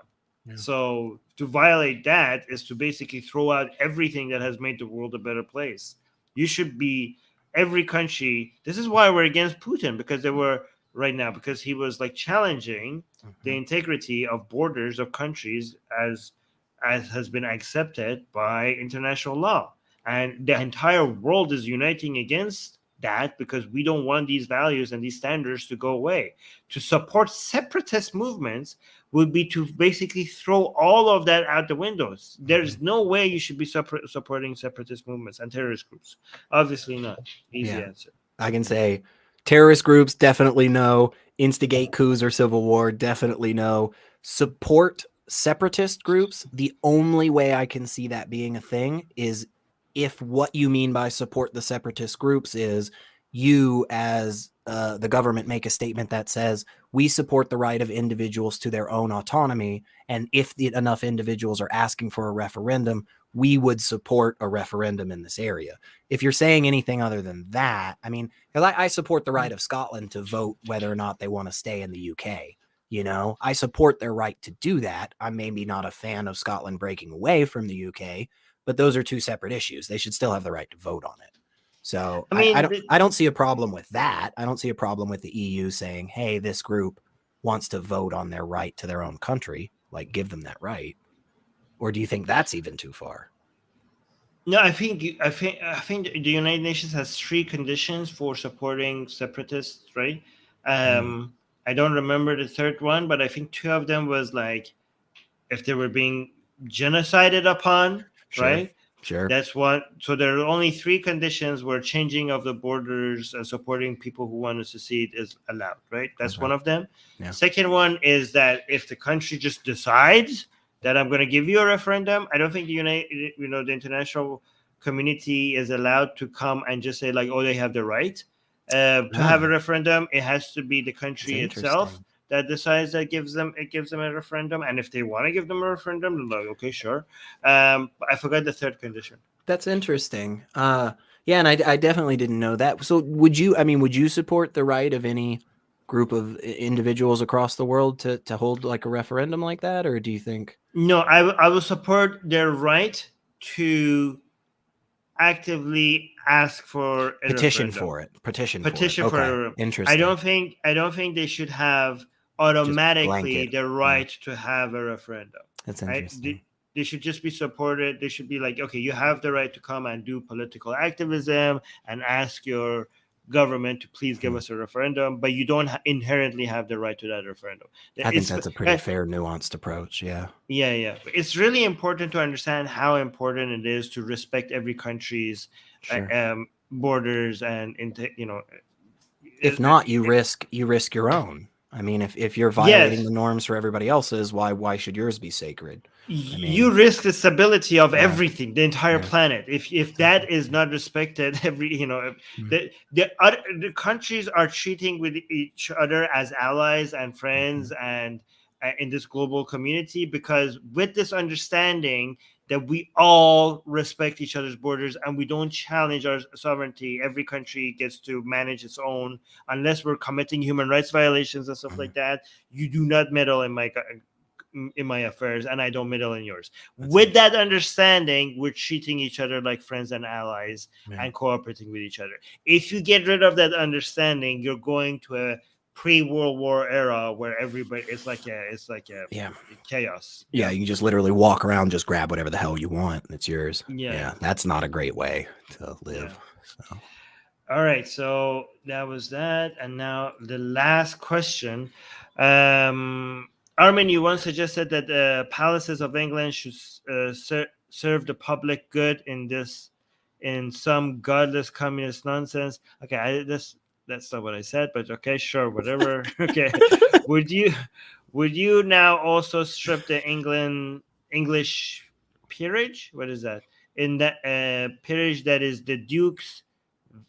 Can you read this? I don't know what these Dukes, viscounts, marquises, barons, baronets. It's all the other, instead of just the king and queen, prince and princess. It's all the other people in the family. So like these are all like cousins and aunts and so forth of their ancestral halls. Would you further extend this land redistribution to capitalists who exploited unequal indigenous treaties in America, or the landowners of previous racist apartheid states in Africa? I was just talking about the wealth that was part of the government, right? Like that's the palaces were part of the government at some point, so it belongs to the people. I'm not talking about private wealth. I mean, anything that the monarchs have should not be considered private wealth because they got it with the understanding that they were the government, right? So if you dissolve the monarchy, that property should be because it was used to be part of the government, it should now go back to the people, right? These other things that you're describing are just private property. No, I'm not in favor of redistributing, just willy-nilly redistributing private property. I don't know. What do you think? Yeah, I'm not sure I have a bunch to add on this. I mean, I would say where you come down on the whole, especially the monarchies, I mean, yeah, it is like the British government pays for everything that is their monarchy. Like it's the people's taxes. They set aside a portion of it. So if that's being used to maintain a certain, establishment, right? A castle of some kind, lands of some kind. Well, yeah, I mean, that goes back to the government. That goes back to the people. On the other ones, it's harder for sure. Apartheid, South Africa, and indigenous individuals in the United States. Those are harder ones, I think, to argue, because ultimately it would essentially just be, cutting a big portion of land that is privately held by multiple individuals and giving it back to something that would then be privately held by multiple individuals as well. So I don't think there's a perfect answer on that. I think we have to come to terms with the terrible things we've done in the past as a society, as a government, as a nation, as a peoples. Like, all over the world, we need to do that. But what is the best answer for that? I don't know. I think stuff like the Truth and Reconciliation Commission in South Africa after apartheid was ended, I think that's the type of stuff that works out better.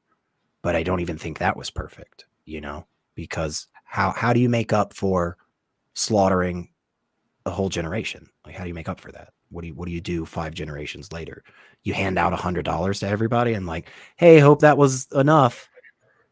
That's not really a good system. I mean, and it's not the same people. And right, it's totally different. Right, we're hundreds of years separated now, and that doesn't mean. Hey, like here, if my father, right, tortured your father, do I owe you anything? I mean, personally, I would say no. I don't think that. Okay. Yeah. How about if my father stole money from your father, okay, but I am now richer than you because of it? That's the problem. That's the problem, right? And so I think what you have here is a distinction between the what is the loftiest of ideals out there and what is the maximum good, right? And we pair that up in a pragmatic sense, and we say like, okay, so yeah, it's probably better if the person in your position in that analogy would steal it back. Yeah. It would probably be better if the person in your position in that analogy woke up one morning and thought, hey, it'd be really good that I give SR some of this back to kind of make up for the crap, especially if your father stealing that money not only put you and your family in a good position, but radically screwed over my family. Like you specifically took all of our livestock that caused us to live in poverty for the next 300 years or whatever. Like stuff like that absolutely has happened all over the world. But I think if we mandate that across the board, we're going a step too far. We're going just a little bit too further on the authoritarian side. And I don't know that it's as beneficial as we want it to be. Right. Okay, before I respond to that, I just want to say I posted a link on the community tab for any members, if in case anybody wants to come up today, right? But let me continue. So the link is there. If you're a YouTube member, you should be able to see the link right now under the community tab. Okay, so I just want to mention this, right? So I think this is the difference between and what is fair and what is helpful. Okay. And I think our brains are designed, I use that metaphorically, through evolution to care about fairness rather than what has the most utility. Right?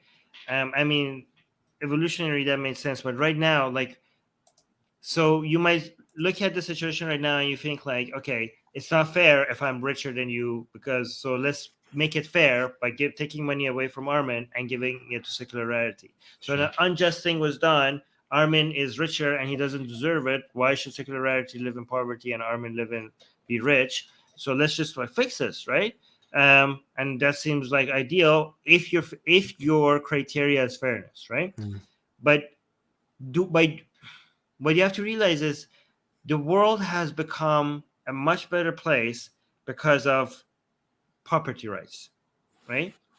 And respecting property rights is a standard that even sometimes it seems unfair.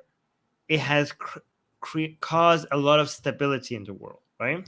So if I haven't done anything illegal, and I own property without me, like maybe my father did something illegal, but I am right now owning property and I own it without doing anything illegal. Sure. Any authority being able to take that away from me creates a standard that is very destructive for any reason. So the only way that you should allow people's property to be taken away from them is either through tax or because of illegal ways of people gaining that property, right? And so that's my view on this, right? And what do you think about instead of a reparations kind of layout guide, right? Instead of that, which is essentially trying to calculate the economic hardships and disadvantages of a particular group or because of a particular action in history, right? And trying to put some monetary value on that and then distributing that individually. Instead of kind of that system, would you be more in favor of let's say, a specific focus and ramping up on the government side of say institutions that would benefit those individuals as well? So like basically for instance, in the United States, the vast majority of schools are paid for by property taxes. And so basically just kind of being as crass as I can here, but when all the rich white people, decades ago were like, we don't want black people in our schools, they went and made their own frickin' neighborhoods. And then those property values were a lot higher, meaning that the money allocated for the schools was better. So a way to kind of make people whole again, kind of make that more fair and actually helpful to people would be to go into those lower income neighborhoods and specifically pump money into the institutions that we know will benefit people, like schools, housing, roads, healthcare, like those types of things. You'd be more in Yeah. favor of that. Parks, Yeah, parks, making that whole Yeah. area more investable, better Right. policing, any stuff like that, investing and stuff like that. I would definitely agree with that. Yeah. However, okay, there has been argued, like people notice that if you just give people money, that money will not go into something that has long-term investment. Sure. You know, if you actually go into these neighborhoods and do the things that you have done, you mentioned it's going to have much longer lasting effects rather than just giving them cash, right? Yeah. However, some people argue that we are ignoring the symbolic effect of reparations, right? So there is this constant hate towards like it's not just multi-generational poverty, it's also a multi-generational grudge that you have to deal with, right? So a reparation, even though it wouldn't make a community whole, and even though maybe that money would not actually do anything to lift many of these people out of poverty, right? It might have, and yeah, this is just a claim, and I don't know if it's true, and it's also impossible to measure because how could you value the effect of a symbolic measure? People say like it might be like an ask of, it's a gesture of asking for forgiveness, or a gesture of admitting that a great ill was done beyond just words, right? And that symbolic gesture might do a lot of healing. That's an argument that has people made, and I don't know if it's true, but it's interesting. That is, yeah, and I can definitely see that the psychological ramifications of that, or not the lack of doing something like that, what that does to psychology. Do you think that could be achieved in, to a greater degree or to the same degree by specifically building up the communities that have had such a lack of funding in those? Do you think that would be the same? Like, yeah. I mean, individuals feel more. If you see that, you hand me $100, Burst, put a new slide at the park. I'll forgive anything. I'll forget. I'll forget all the genocides that you've committed and you have not committed. I will do anything. I will forgive anything you want. And if you come up to me and you tell me and you're like, "Hey man, did you see that new jungle gym that they put up at the playground?" I'll be like, "I don't give a shit." But you give me a $20 bill, and just with a little note that says like "from us." I'm like, "Oh my god, this is the greatest thing ever." Thank you. Yeah, we are fickle, aren't we, as people? Yeah. All right, so we have Higgs boson and Ibn Kaiman. So let's see. I think Higgs boson came first. Hi, Higgs. Hey.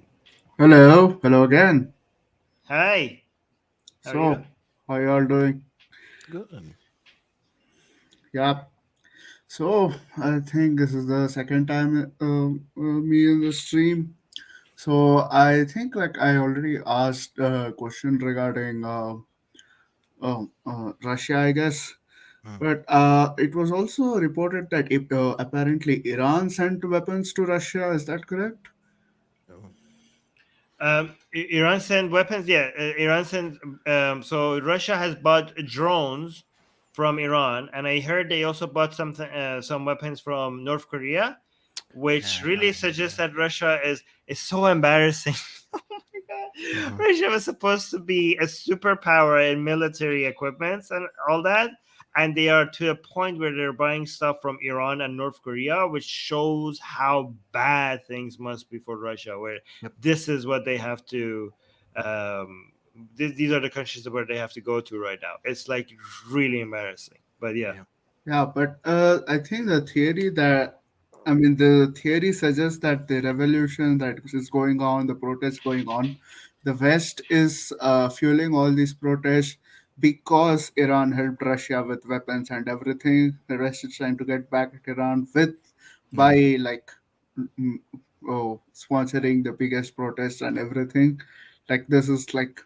Wait, who's sponsoring which protests? We're at protests right now in both Iran and Russia now, so you have to be specific. In Iran, Iran, the West is trying to organize protests in Iran because Iran. Crap. Bull uh, crap.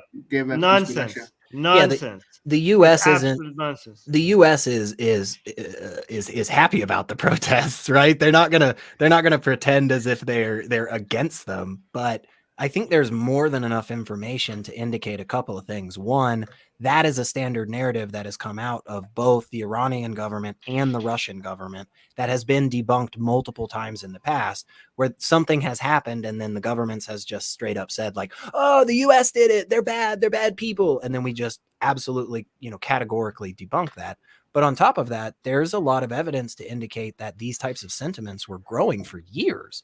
I mean, especially for instance in Russia specifically, like Navalny, I shouldn't have to say anything else. That is a major anti-Putin politician that has been growing in popularity for a decade now, as he has been detained repeatedly by the government for simply protesting various things that they have done. So Some people call him a right winger or something like that. yeah, and what his explicit policies are line by line, I think doesn't exactly matter in this instance, because all I'm saying is I'm using him and his followers as an example to say there is a lot of evidence out there for years now before this whole Ukrainian Russia thing, where it's very clear that this is not something that is being manufactured by outside parties, unless what we're saying is that for the last decade and a half, people have been actively moving and living in Iran and Russia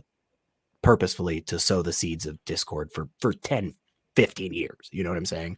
So there's enough evidence to indicate that these are not things that are being manufactured from Yeah. outside. So, If you ever look at like the history of Russian leaders in the past, I think we have seen like losing a war is not exactly sounds really good for any Russian leader. Like Stalin did oh, win a sure, war, like for all the horrible things he did win the war. But like sure. other like losing a war, I think is like a big deal. It's like such a big humiliation It's not for good a for it's not particular good leader. for any leader. I mean, Yeah, there's a lot of indications in the past in the United States, various leaders involved in various wars and the attitudes that people have for them, right? yeah. Winning, losing. Yeah, I mean, absolutely.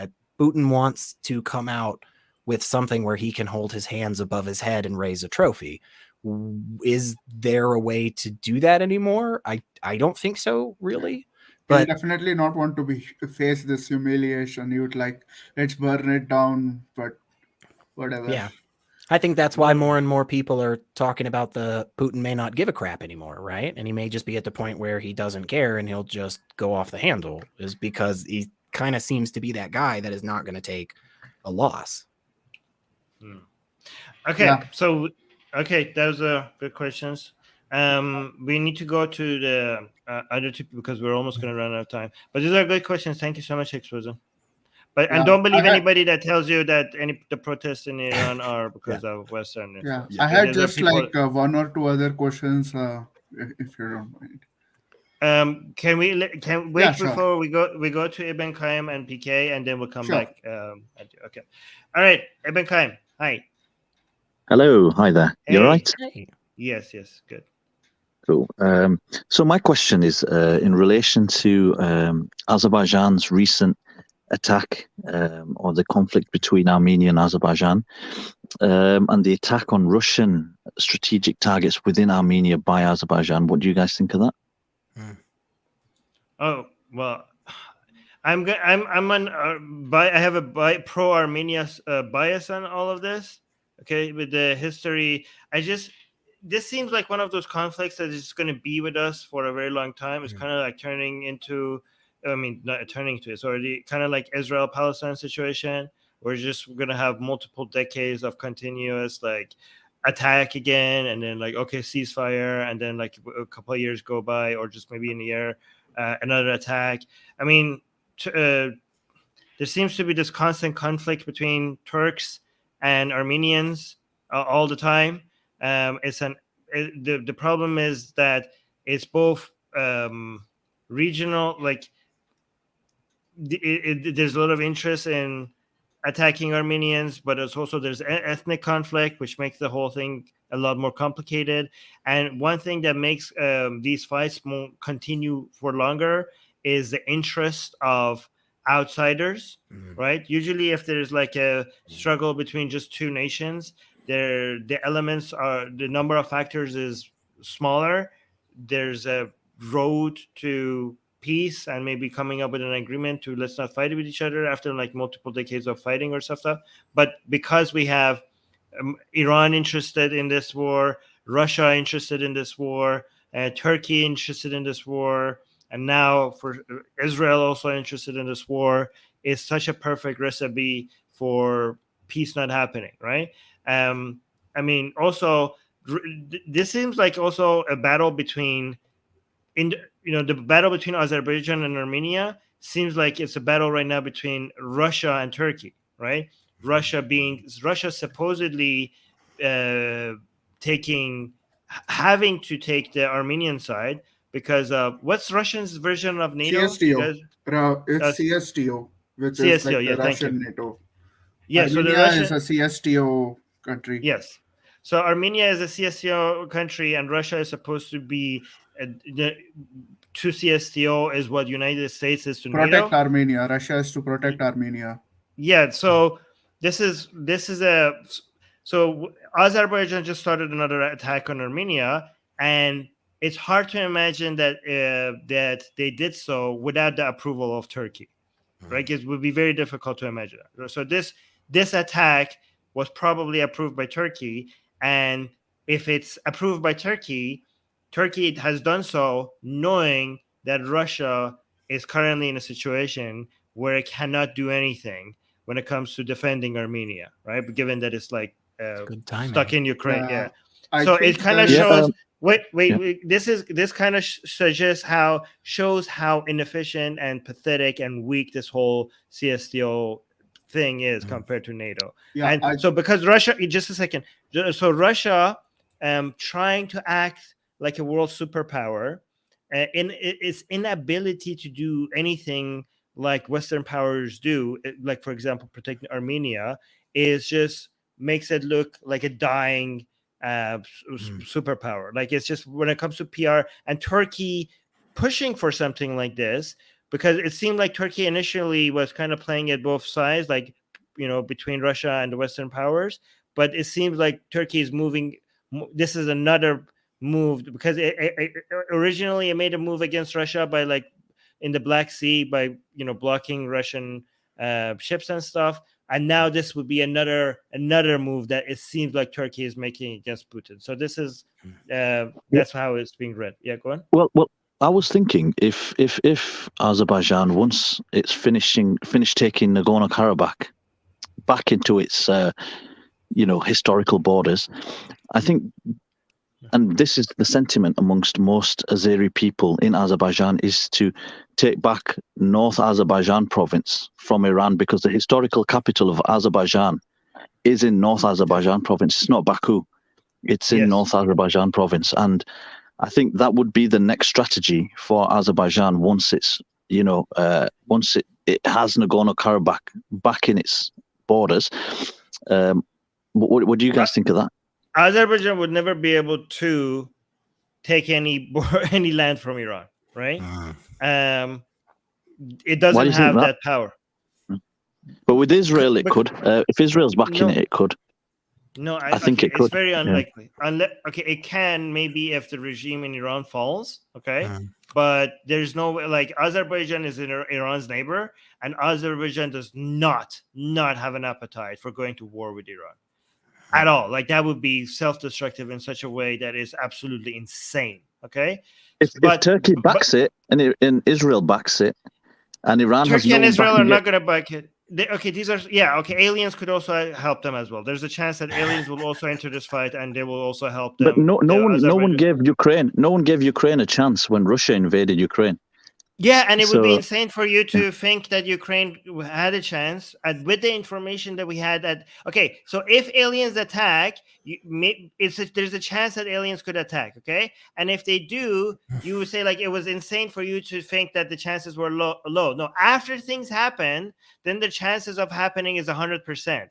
But with the information that we have before they happen, the possibility, you have to consider the possibility of them based on what we know, and it would be low before them. So you're saying like, oh, before Ukraine attack, we gave the chances of Ukraine having the upper hand was low. Yeah, and that was a justifiable belief to have at that point. With the information that we had at that point, if you had thought that Ukraine would be able to do what it did right now, you would be insane, even if you ended up being right. You were accidentally right. Right? yeah, but if you take into consideration the fact that the majority of the population of North Azerbaijan province are Azeri, and therefore if they I have no taken longer have all of that loyalty, into account. I know Yeah. this is the things that you're saying is why Iran is terrified about this whole situation. Okay. Also, even if that doesn't happen, the fact that there's a motivation for that happening by a whole bunch of Turkish people. By the way, call them Turkish, not Azeri. Okay, the Iranian Turkish, they're like, we're Turks, we're not Azeri. Okay, because they think like if you call them Azeri, you're trying to deny their Turkish heritage, and they think like you're trying to deny them. I don't know. They're so complicated. Anyways, But there's two separate but ethnic groups in Iran called Turks and Azeris. Okay, a lot of that's a huge other can of worms that I don't want to open right now. Okay, so that's a whole other story. Okay, but the understanding is that this is going to cause conflict within Iranian borders, even if they don't succeed, are not successful. Right, so it's going to be chaotic and a headache for the Iranian officials, but I can't, unless the Iranian regime falls, I don't see that happening. Okay, first of all, Israel has constantly confirmed that they're not interested in violating international norms beyond the ones that they already are violating within within the West Bank, right? Yeah. So they're not into changing borders and stuff like that. That would be unprecedented, and it would be the world is now taking a side against Putin because of the violations of borders that the whole world has agreed upon. Russia is not going to all of a sudden come do something that alienates. Israel is not going to come and do something that is going to alienate it beyond how it's already been. Like, that would be such a red line to cross that is unimaginable. Azerbaijan would not do that. Like, do something like that. Like, come and change the borders of Iran by a pathetic little country like Azerbaijan. Azerbaijan has to worry about not losing its own borders to Iran if something like that happens, right? Yeah. Iran could crush Azerbaijan if there was a full-on war, and Turkey would not. Turkey is not going to get in a full. Iran is not like it's not like Syria where you could just like walk in like, oh, I'm just going to stay here. Like, now this is like because of course here. Like, Iran is military power is bigger than Israel. Like, if Iran and Israel went into war without the backing of US, Iran could win that war. I don't think so. I don't think so. Yeah, I think the whole wrong. of the no. I'll give you an example. You're absolutely wrong. No, I completely disagree, because Egypt has a very, very strong military, and Egypt, along with all the other Arab countries, were unable to defeat Israel. So I don't think in a one-on-one war. No. Egypt at that point was pathetic. You're wrong. Egypt's military power at that point was pathetic. They had no experience. They didn't know what they were doing. Egypt was not a match for Israel's military might at that point.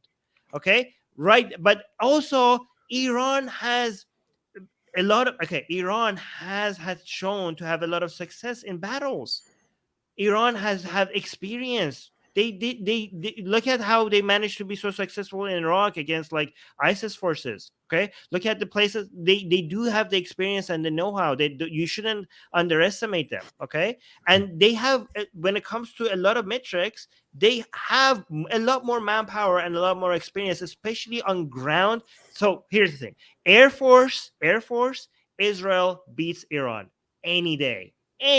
Okay, Israel's Air Force is like way superior. Okay, ground, Iran has the upper hand. Ground force by a huge margin. Okay, and ground, Azerbaijan versus Iran has the upper hand, and Turkey has no interest in going to war with Iran. Like that would be devastating for Turkey. Turkey Well, and Iran have normal relationships right now. They're not even like, they're not only they're not enemies, they're not even acting like they have some issues with each other over Azerbaijan. There's sometimes like say things that offend each other, but overall they have normal relationship. For that to all of a sudden to change, for Turkey to go in direct war with Iran, that would be such a geopolitical nightmare. It's unimaginable. Like, I'm not saying it's impossible, but really weird stuff has to happen for that world for that to be okay, fair enough. Yeah. But I just wanted to ask a quick question. Did you know Ayatollah Khamenei, his father is Azeri? Did you know this? Yes. He is? Yeah, that was a bit weird, wasn't it? I mean, I didn't see that one coming. But no, they constantly throw that in our face every time you say like, oh, there's Persian supremacy in Iran. They're like, oh, really? How come Khamenei is like half Turkish? Like, yeah, blah blah. It's kind of like in the United States where they're like, oh, if there's racism in the United States, how come we had a black president? They basically, the people in Iran kind of try to say the same thing. Okay, and Tehran is 27% Azeri ethnically. Did you know any Azeris growing up, or were you? You lived in Tehran? Yes. There were a lot of Turks in Tehran, and when I was there, half the jokes were against the Turks. Like half the jokes that we knew were like one day a Turk, and when we say the jokes, when you say a Turk means somebody that was low in intelligence. I'm not saying that was the joke. Like a Turk in a joke that we made, anytime you were referring to a Turk, you were referring to somebody that was about to do something really stupid. Right. Okay. That's how racist. They're well assimilated. In Tehran, they're really well assimilated. Like, it's very difficult to, like, if you look at some of the information I see, they're completely assimilated with the Persian community there. But I don't know if that's reality, but that's what I've read. But yeah, just one more thing, just one quickly. With regard to what's happening in the UK between Hindu nationalists and Muslims, it's been incredible what's happened over the past couple of weeks, man. Over the past 3 months. Do you guys know like the timeline of events with regard to this issue? Wait, before we go to this, Higgs boson had the point about his whole Russian thing that I didn't let him finish his point. I feel bad about it. Higgs boson, do you want to add something about that? I didn't let you add your point. I think Ibn Kaim already made the second question, but yeah. Basically, when it comes to Armenia, I suppose it is something to do with the fact that Armenia is kind of trying to go to the western side, and the whole Nagorno-Karabakh situation kind of, when it came to a situation where even Russia was kind of supporting Azerbaijan at one point, maybe it was kind of to show Armenia like, don't even think about going into like the western hands or trying to take support from the west, or we'll show you your place or something like that. And I think Armenia deserves more support from the West. It's kind of embarrassing how the West has Armenia has been left alone like this. Yeah, it is definitely much more helpful for Armenia to eventually go to the Western bloc. But make them leave like Russians NATO. What is it against this? I always forget. CSTO. CSTO, yeah. Exit CSTO and join NATO. How about that? That would be amazing. Make Armenia join NATO. Like one day. Yeah, it's unlikely to happen. Yeah, I know. I think at some point every country in the world should join NATO. I think that would be the end of war as we know. Really, I'm not really into NATO expansion. I want to kick Turkey out of NATO. Those people shouldn't be in NATO. You can't. I mean, you will lose. Okay, as much as I hate their veto power and everything in NATO, without Turkey in NATO, NATO would be handicapped. I don't know. Like there's so many. Turkey's borders and its military power is very much needed in NATO. Right now, Turkey, one of the foreign minister or which minister I don't know, he's like openly saying that we will like eliminate Armenians. Behave yourself, we can eliminate all of them. And the Azerbaijan president, they openly talk about like doing genocide all over again, and these people are like open bigots, openly talking about genocide now, like not even like hiding. It's embarrassing. All right, well, I need to. Ibn Khan, we'll come back to the Hindu Muslim stuff in UK, but I want to make sure I But get. by to the PK way, and Axel. on Ibn No, Khan's wait. question, We have to move forward because I want to make sure. Also, secularity. If you want to jump in at any point, let me know. PK. PK. Yeah, sorry. I was doing my assignment. Okay. Hi, Armin. Hi. By the way, because we're running out of time, can you like get to the questions really fast? Yep. Yeah. So I had asked this question like when the whole abortion thing was happening.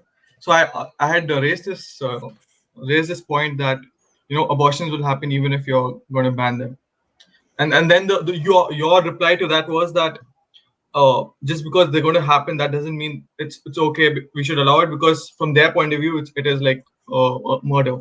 So if you look at it from that angle, you can't say that if you ban it, will still happen. That was your point, if I'm saying it correct. Wait, I don't. Okay, so you said, are you talking My- about the my United po- States? Yeah, in the United States, yeah. Like Okay. when Because in few other months- places, abortions happens when they happen illegally. They happen with coat hangers and stuff like that, and that's horrible. You're talking about just like taking a medicine that is not harmful. no, I don't think I guess I'm not really. You're saying like who cares if they make it legal or illegal if women have access to easy ways to get abortions and it will No. not be My point was that let me reiterate. My point was that if you're going to make it illegal, it's going to happen.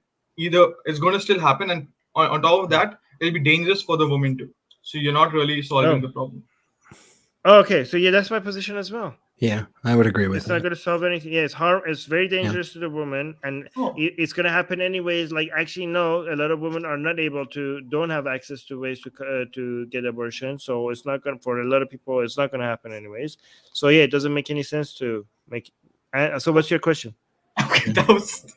I mean, last time when you were discussing, you had a different point. So this is always my point. I don't remember what I said, but this is like, yeah. Did I say I am for? First, I am for keeping it legal. Yeah. Your point was I understand that that's your point of view. But that time when you when I raised this point, your point was that but still from the right's perspective, the right political views perspective, it's still murder. They consider it murder, so that's why they want to ban it. Well, I mean, from what Armin was saying, if I remember that correctly, he was steel manning the position of the individuals in the United States that want to make abortion illegal. What Armin was saying was the position of the people that are trying to make it illegal. They don't care about that response because at the end of the day, they still consider it murder. And all you would be saying is, well, if we make murder illegal, people are just going to murder in other ways. And it's PK, and did so you not know that was not my position? I was trying to say what right wingers would say. Yeah, he was trying to give the best position, like the strongest. Not the best position. Actually, that's not a. Yeah, that's a strong argument. That's a strong argument for making it illegal. Is that they're still doing bad things? So right, yeah. So they're saying like you're saying like I disagree with it, but like because if we have made murder illegal, people still commit murder. Right. Given that they still commit murder, that's not a reason to make murder say like, legal. should we make murder legal now? Right. Yeah. Right. So Right. Yeah. Okay.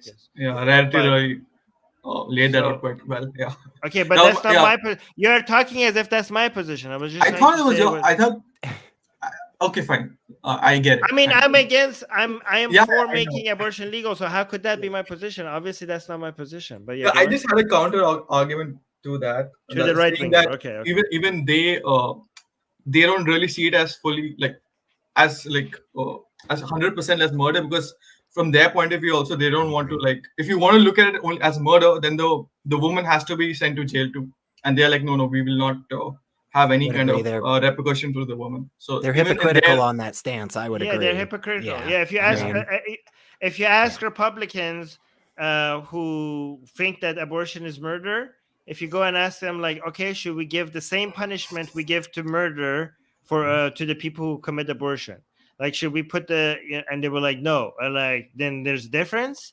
They're like, okay, yeah, there's a difference. Or like, well, now that you have accepted there's a difference, then you can't play that this is the murder card, okay? Because now we have acknowledged that this is a fetus and a born human being should not have the same rights. So everything that we're saying all of a sudden becomes justified. Because if you want to commit to the idea that this is murder, then you have to accept the consequences as well. You can't just like go. You have to be can't consistent. just go hot. You have to be consistent, right? So Yeah. you can't say like, especially if you think the punishment for murder, because a lot of these Republicans also believe in capital punishment, right? And if you think that the punishment for murder should be capital punishment, and you want to be consistent, then you would have to argue that anybody that gets an abortion has to be executed. And if you don't agree with it, yeah, you would probably have to characterize miscarriages as first degree, right? So it wasn't necessarily something. It wasn't something that you planned, but your actions resulted in the death of a human being, and that is murder. That is the loss of a life under the government's views. So yeah, and you would have to ask questions about in vitro fertilization and what you do with those eggs that were frozen, and donation of sperm cells. And so yeah, they're inconsistent hypocrites because they don't care about being consistent. They care about passing the laws that they want. Ask them this. Okay, if there was a lab that had like a whole bunch of fertilized eggs in petri dishes, right? Let's say like they had like thousands of fertilized eggs in like a fridge or like a cooling machine, and this whole lab catches fire, right? And you go into this lab and you see like, oh my god, all these fertilized eggs are going to be destroyed. But there's also, and you could go grab the fridge and take it out, right? But there's also a 4-year-old child in the corner of the lab, and if you don't save that 4-year-old child, if you don't take the 4-year-old child, she's going to burn alive, right? Would you take the 4-year-old child, or would you take out the 1,000 fertilized eggs, right? Because if they go for the child, they're saying, because they claim that all these fertilized eggs, they're like have souls, and they should have the full rights of a full, born human being, right? If they go for a 4-year-old child, they are being inconsistent, because that's 1,000 lives and this is one life. But if they go for the eggs, then they look so ridiculous, because they're like, they let a child burn alive for the sake of saving some eggs. So ask them that. See if and in that scenario, the eggs, you don't have as high of a likelihood of those actually resulting in a viable offspring that continues and lives a healthy, productive life, whereas you have a much higher likelihood of that occurring with saving the 4-year-old child, right? So it's just problems all across the freaking board. Again, I would just make the argument that the vast majority of the people in the Republican Party in the United States don't give a shit about being consistent or anything. They just want to pass their disgusting laws so that they stay in power. So, all right. But all right, we have to go to Oxymoron. Oxymoron, what was your question? Can I talk about this abortion thing for a minute? Okay, but really quickly, and then secular. You both were talking about the viability period. So the fetus, it survives with independently after 28 weeks. Most of the fetuses do. So don't you think that might actually be the point where the independent existence of the fetus might be the point where we could consider it as living thing?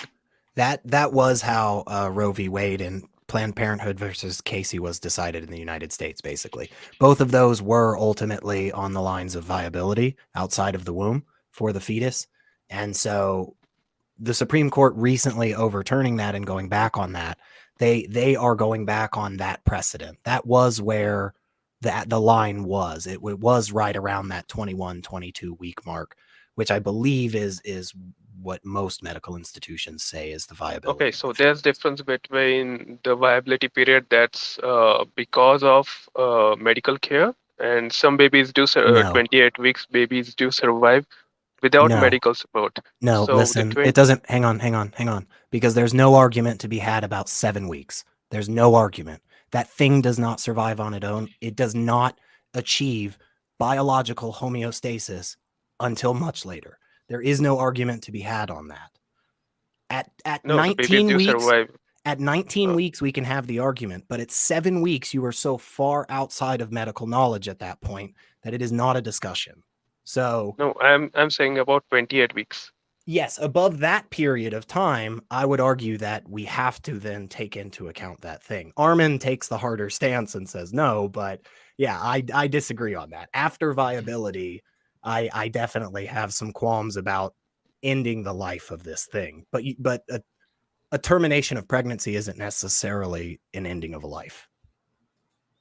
Okay. Also have different questions. So in India, we have skewed sex ratio because we started promoting contraception measure to control population. So so sex determination is kind of illegal, and aborting female child is illegal. So isn't but this by government's point of view taking control of fetuses and deciding their fate?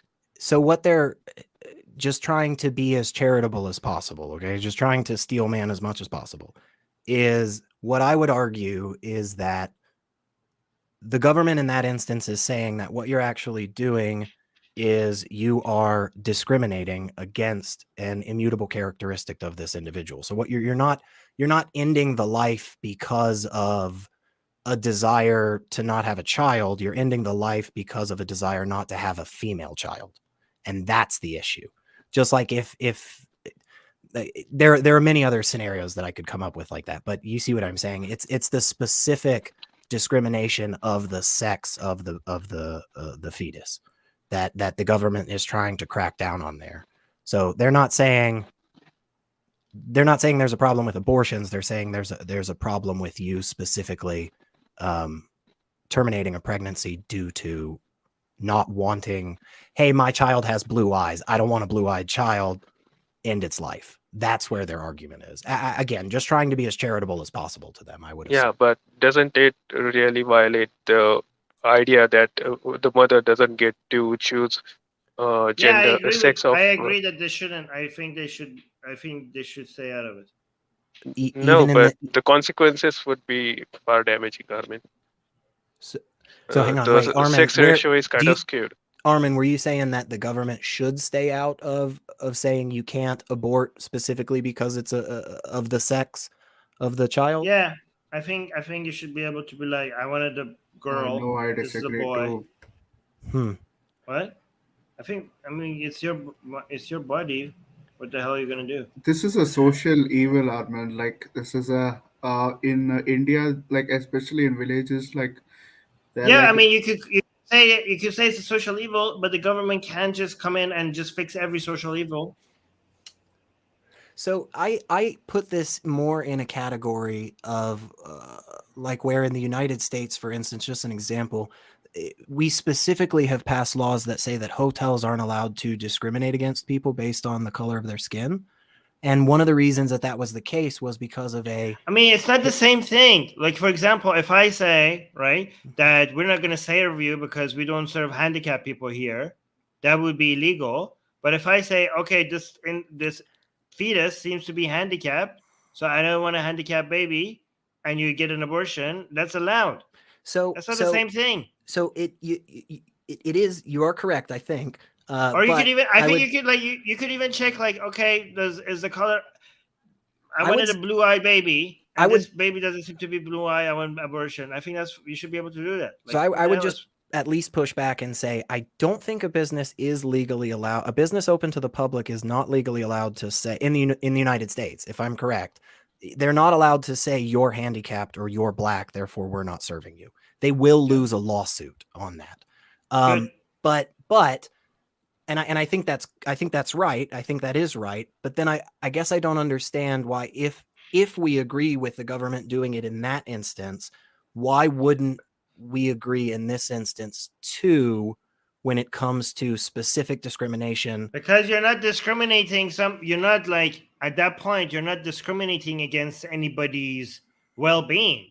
It's a fetus. It's not like it's not ordering a steak and you're denying a steak. Okay, it's not like it's not aware of any mistreatment. You're not mistreating anybody because they're not even born to understand that they're being mistreated. And I know where you fall on this. You don't put that. You don't have that distinction with the viability, kind of like I do, and so you would. It's just a fetus. Who cares about time. a fetus? I mean, at this point, like, should I discriminate against like I like this plant over that. This plant has more leaves. I want it in my house. Like, oh, you don't discriminate against plants. Like, why are you being Well, such a no. racist That's against plants? no. It's That the doesn't plant. matter. It's not That aware. doesn't It's not matter. self-aware. I don't care. That doesn't It doesn't. matter. It doesn't. Oh But- yeah, well, it's a fetus. It doesn't care. But hang on. But there is self-awareness, seemingly after that point of viability. Is it That aware about being like is a fetus complaining? Is it finding a complaint about I being mean, it's not discriminated against? complaining, but So it doesn't understand these things. So but it's it may fine. be self-aware. It may be back in that gray area with the AI overlords that are going to take over and stuff later. Like it may be in a place where it is aware enough, like for us to consider it in the calculation of a utilitarian calculus. Like it may be. It's just not at a point where we care about its feelings. It's not at the point where you're like, oh, I wonder if the fetus is like being upset about the situation. Okay, you're not like it's a fetus. Okay, it has less awareness than my hamster. Okay, so yeah, on what basis do you decide the fetus is perceived to have a life or not? On opinions life, of a lot of people. It has a life. It always had a life. But my salad also has a life. I don't care about life. I don't care about life. I care about suffering and pain and happiness. Okay, life is not important. So the pain can be demonstrated. Misery and happiness, that's what's important. If we could show that the feeling, the sentience of this thing at a certain point, again, I would argue after that 21, 22-ish mark, okay? But like if we could show that the sensation was seemingly the same as a full-grown adult, would you change your calculus at that point? Or like if we could show that like if I could talk to the fetus, it would like no, just like pain. Like if we stab a person in the arm and we stab a fetus in the arm and they seem to be exactly the same. First of all, it can feel pain. Yes. That's why if you do abortion, you have to make sure it doesn't experience pain. So here's the thing: the things that you could feel, anything that causes you misery, specifically those things should be avoided, right? So for example, if you're a fetus, you don't care about being alive because you don't even know what that life and death means, but you can experience pain. So what I want to avoid is you experiencing pain. I don't want to save your life because you don't care about life. Okay, so you have to commit the abortion in a way that the fetus dies without a pain, because it's not just about awareness, but what are you aware of? So for example, pigs, right? They're aware of pain. They're not aware of death. They're aware of pain. So if you kill them, make sure you kill them without pain. But you don't need to save their life because they don't even understand what life is. So you don't need to save them from that. So just the misery that you're trying to avoid should be something that actually causes misery for that entity. And so just to make sure that I'm following you, it's Wait, because can I of make hang on real quick, Oxy, and I'll get right back. It's because of that view on fetuses essentially not being a part of that calculation the entire time that they're fetuses before they're born. That's the reason that you come to the conclusion of, I don't think India should say you can't have an abortion. If the reason you're doing it, I want to kill the girl. You know what I'm saying? That's the reason that you come back to that, is because where you stand, you're saying the fetuses just don't have any part of the calculation ever whatsoever. Until the point where fetuses come, like, I feel like I was mistreated because of being a girl. Until the day where fetuses could come and say, like, we were mistreated because of being a girl. Until then, I don't care if you're like deciding that you're having an abortion. I think we put ourselves in a weird place when we're comfortable with people saying, I find out that this, I'm pregnant, this fetus is, insert any one of those immutable characteristics, right? And because of that. If that was the case, we would also feel icky if somebody says, like, I prefer having a girl, right? Because you're like, well, oh yeah, that's so sexist. We don't think like somebody's being sexist. So I think that's a weird feeling. I think when people feel like that, that's strange to me personally. I understand why people feel that way, but I personally think when a parent I don't think that's comparable. I think there's a genuine difference between, like, okay, you can't have this job because you're a girl, and compared to, like, I prefer having a daughter over a son. I think they're very different things. I think they're different, yes, but I think they're on the same spectrum. Like it's the same theme that run. Okay, on the very opposite ends of the spectrum. Maybe. Okay, I'll shut up. Okay.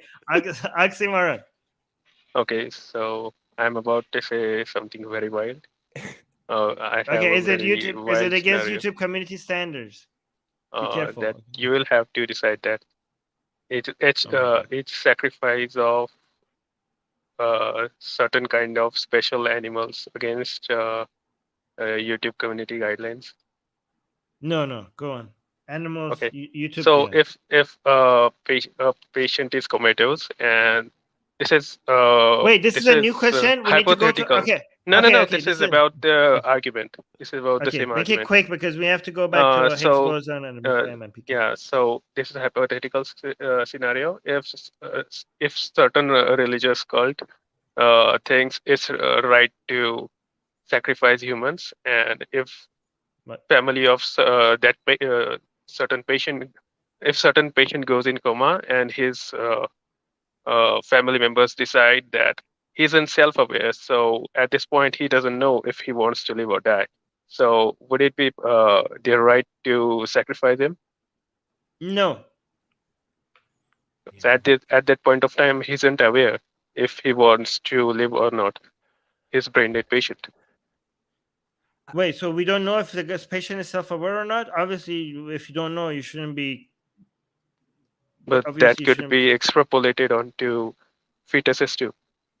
Okay, no. Here's the thing. Okay, first of all, even if we're sure that the person is not self-aware at that point, okay, we first of all, you just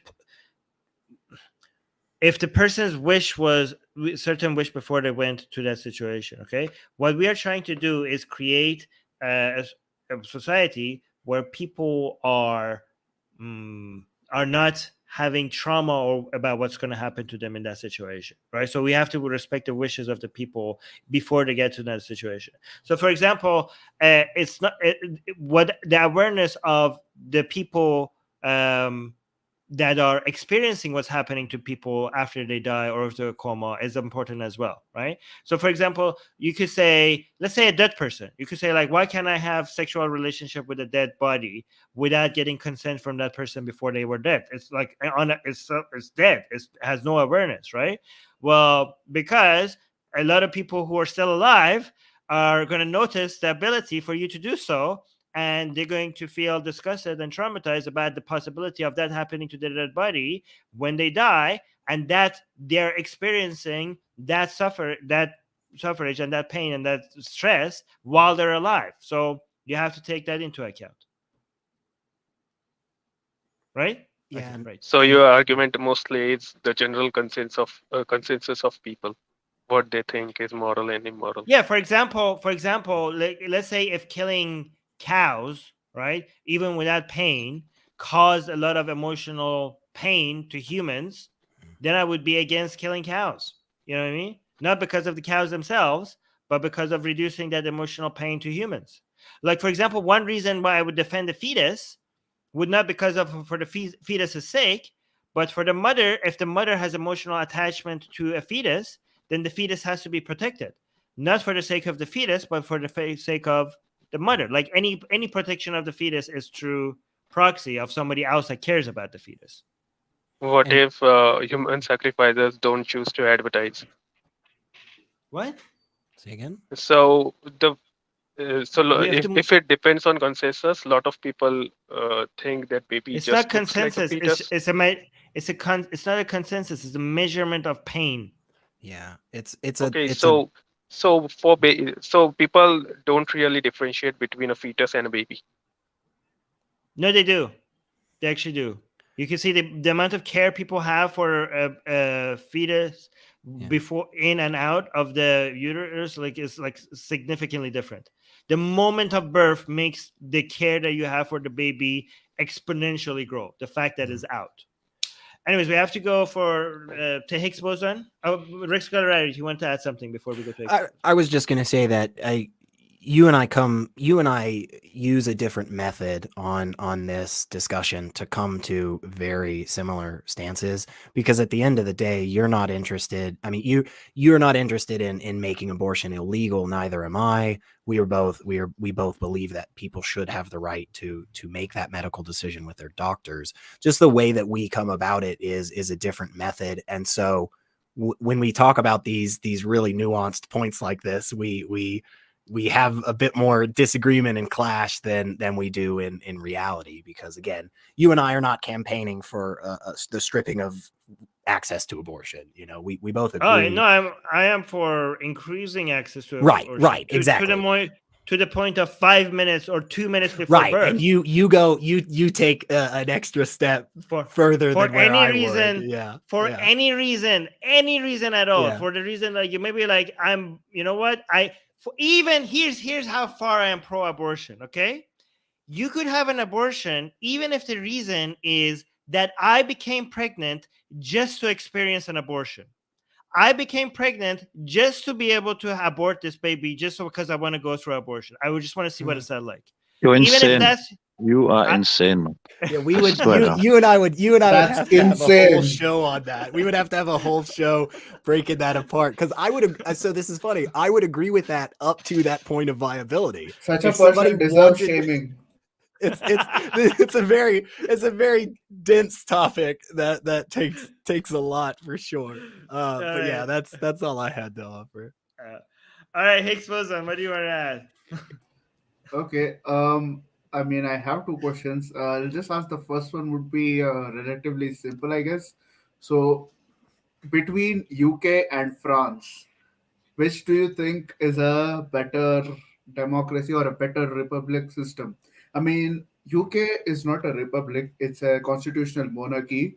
So they have the queen or the king or whatever.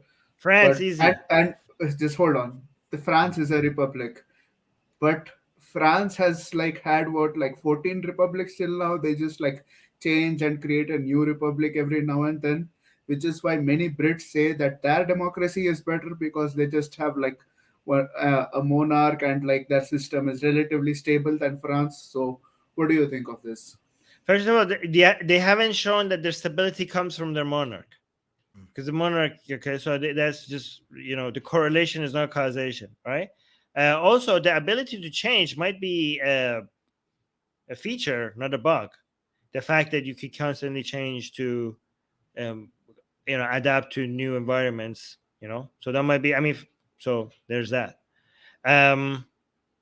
Yeah. So but by the way, there's a lot of other things that might be better about the UK, but general structure of the government, not having a monarch and being more secular, France is way better than the UK and those things. There are many other things that UK is better at, but these are when it comes to the structure of the government. Yeah. I mean, both countries are like really top of the democracy index, but like if it's just a competition among the best of the best, I think France probably edges it out. Because is the monarch like in UK, like they're not like a city answerable to the citizens because they are appointed by God and the Anglican Church, right? So the Queen deserves everything because she's appointed by God as per the Anglican Church, and like she is divinely blessed to rule over the United Kingdom or something like that. Maybe she or he, whoever is. Do we just had some recent arrest for people who oppose the monarchy? Yes. Yeah. I was going to ask this question actually. She's appointed by God. Come on, like No. she's still. We have like an unofficial blasphemy law in the UK with regard to the Queen, unfortunately, and people who were basically some people were celebrating the death of the Queen, right? There was a woman in Scotland who was celebrating the death of the Queen. She had death threats on almost a daily basis after that point. Windows of a shop were broken in.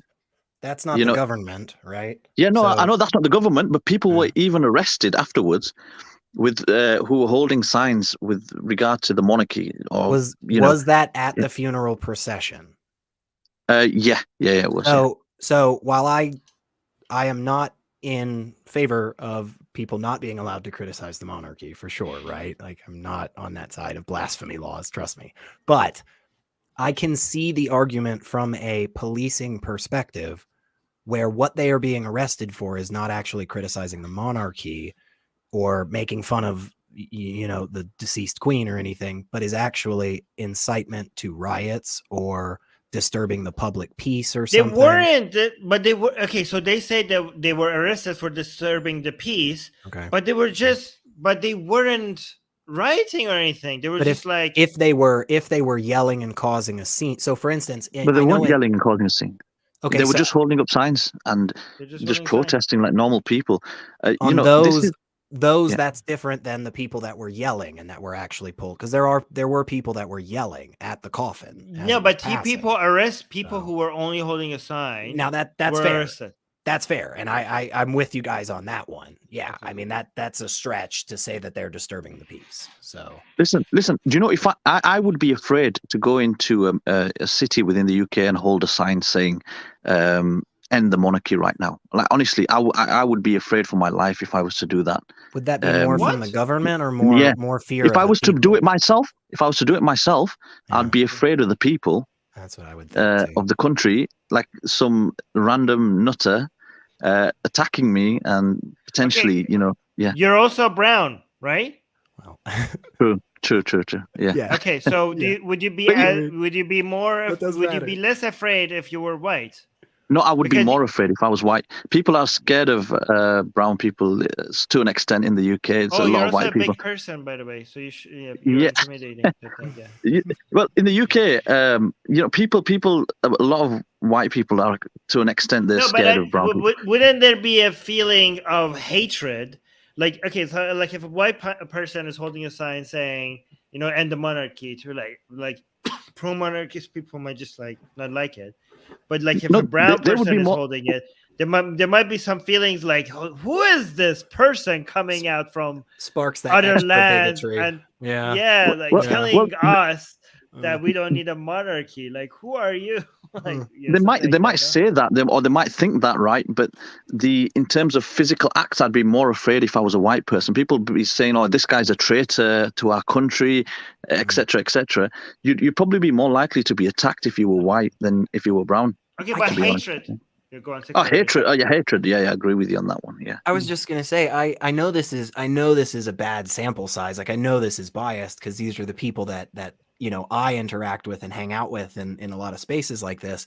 But since I've been talking with people online, I've gotten to interact with people more Brits. You know, people have lived their whole fucking lives, and not a single one of them gives a crap about the monarchy. So I'm always wondering, like, what percentage of Yeah. the population really well, gives a shit, you know? The And thing I- is, the thing is, secularity is the people that care about the monarchy are generally the working classes, the poorer people. I mean, even the middle classes do to an extent, but people who are, say, intellectuals, they are more likely to be anti-monarchy than, say, the average working person who Wow. has less to be proud about in their own personal achievements, and so they take pride in other things such as nationalism or monarchy, or you know. All right, things of Evan, this we're nature. running out of time. You Uh, wanted to talk about the Hindu? Yeah. All I Muslim want to say quickly is tomorrow. I know you're going to cover it on the news, so I'll leave it for that. But just cover it responsibly, because I don't think you guys recognize how high tensions are in some tell places. us, how should we cover it responsibly? Just for make people sure. who don't know. For Yeah, people just who don't know ensure it's what factually accurate. Don't be taking sides. Just make sure it's factually accurate, the information you're getting, and just do it like that. Susanna is always trying to do that. She does usually a good Yeah, job. I just Yeah. had one more question. Like I thought I would make it quick. Go for it. Go for it. Go for it. Yeah, so I just wanted to ask about the current state of like Pakistan with floods and everything. Recently, the Pakistan Prime Minister says all hell will break loose if there is no like dead deal. I'm assuming they're talking about the IMF and everything, and like Imran Khan is like just trying to add more fuel to the fire, causing more instability. Like with the floods and everything, like what exactly is the situation in Well, Pakistan? with feel Imran like? Khan, he's been blocked. Well, with Imran Khan, the army has suspended any television viewings of him on public TV Even banned in internet, Pakistan. right? Yeah. So it's not allowed. Basically, any no TV channel is allowed to produce his image, or that basically he's doing. Yeah, so it's because he's gathered so much support in Pakistan now. It's unbelievable how much support there is for Imran Khan in Pakistan. He's almost, I don't want to say that, but he's close to the Prophet. He's that highly That's regarded in blasphemy, Pakistan. man. Like he has compared himself to the Especially in a prophet. country like Pakistan, eh? I'm smelling shirk. That's shirk of the highest order to like compare yourself. Okay, to... but banning him on TV and stuff is just gonna make him more popular. That's not gonna work. Yeah, the thing is, his rallies are so huge, and when you see the numbers on TV, you're like, bloody hell, there's like almost like 300,000-400,000 people. It just looks huge. There's just people and people, and I think they want to get that image away that he has the support of the majority, and So they think in their minds, maybe it's probably counterproductive, but in their minds they think if they stop allowing his image to be reproduced on TV or the internet, that this will result in the support falling, but I don't think it's going to work. Okay, we're going to keep an eye on it, Hikbosan, and see if we could cover it in the future. It kind of works. Okay, Pakistan. Okay, Oxymoron, that will be your last point, and then we go to PK, okay? And PK will make his last point as well. Okay, what's your last point, Oxymoron? So Pakistan isn't taking aid from India.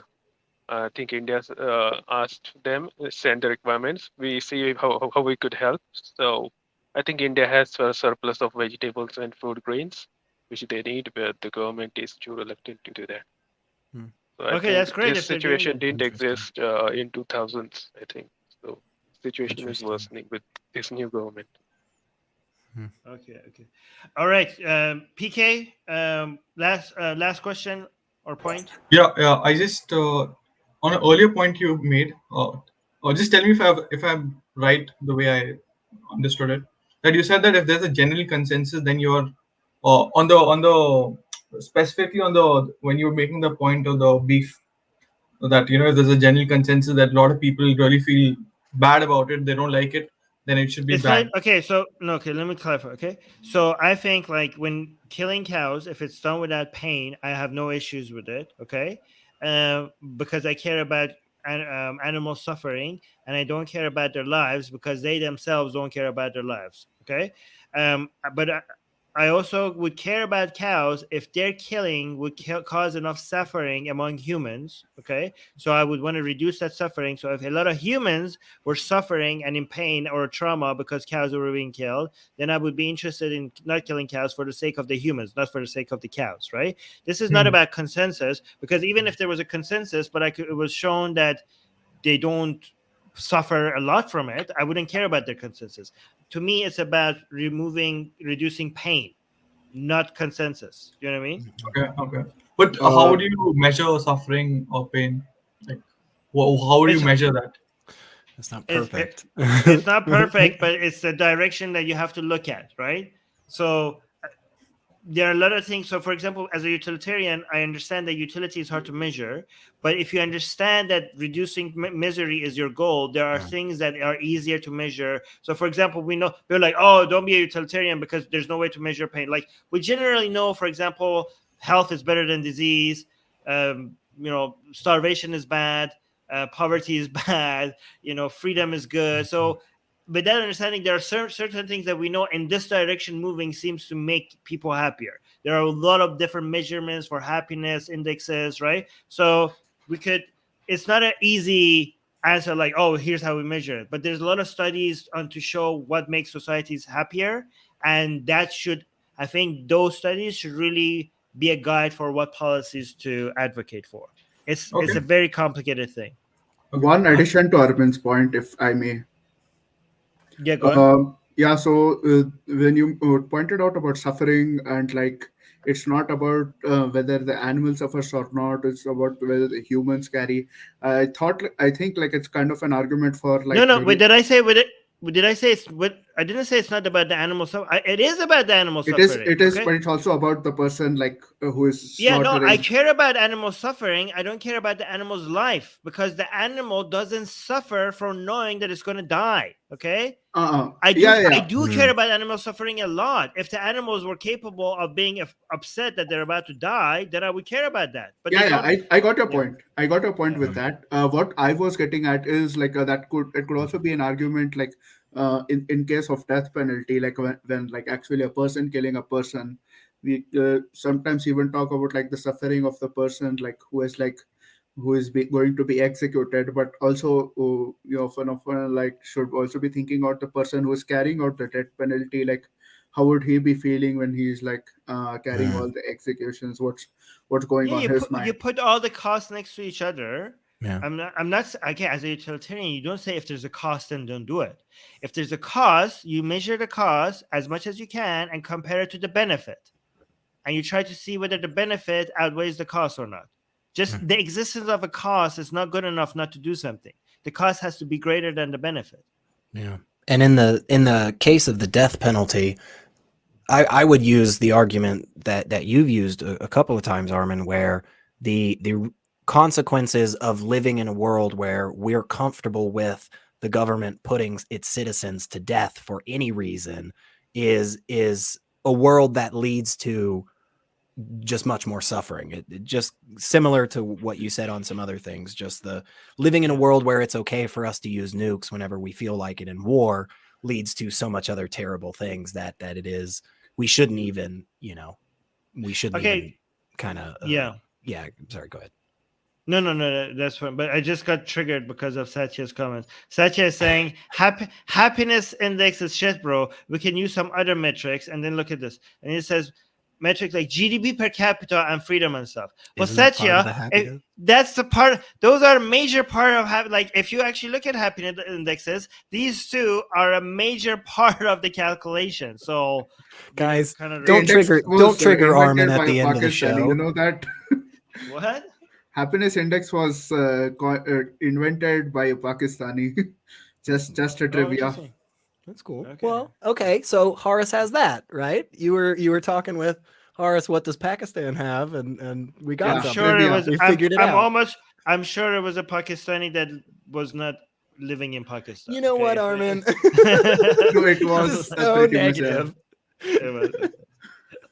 I'm just trying to be racist. Okay? Let me be. What a way to end this show. No. I'm kidding. Yeah. All right, guys. This was fun. Thank you, everybody. Again, guys, if you want to ask us questions for future Q&As, you could become a Patreon, link in the description. Or if you would like to come up and talk to us live on air, like these gentlemen here today, you could become a YouTube member. And in future Q&As, you will be able to come up and talk to us live like this. This was fun. Thank you, everybody. And I'm going to end the stream now. Join the newsletter. Bye. Join the newsletter. Yes, link in the description. If you join the newsletter, you get very, very juicy, sexy, blasphemous art every week. This week's blasphemous art was a female version of Zakir Naik. Yeah. Okay, a female pole dancing version of Zakir Naik. If you want to see that, see like art like this, make sure you're subscribed to our newsletter. All right, guys, I'm gonna end the stream. Bye.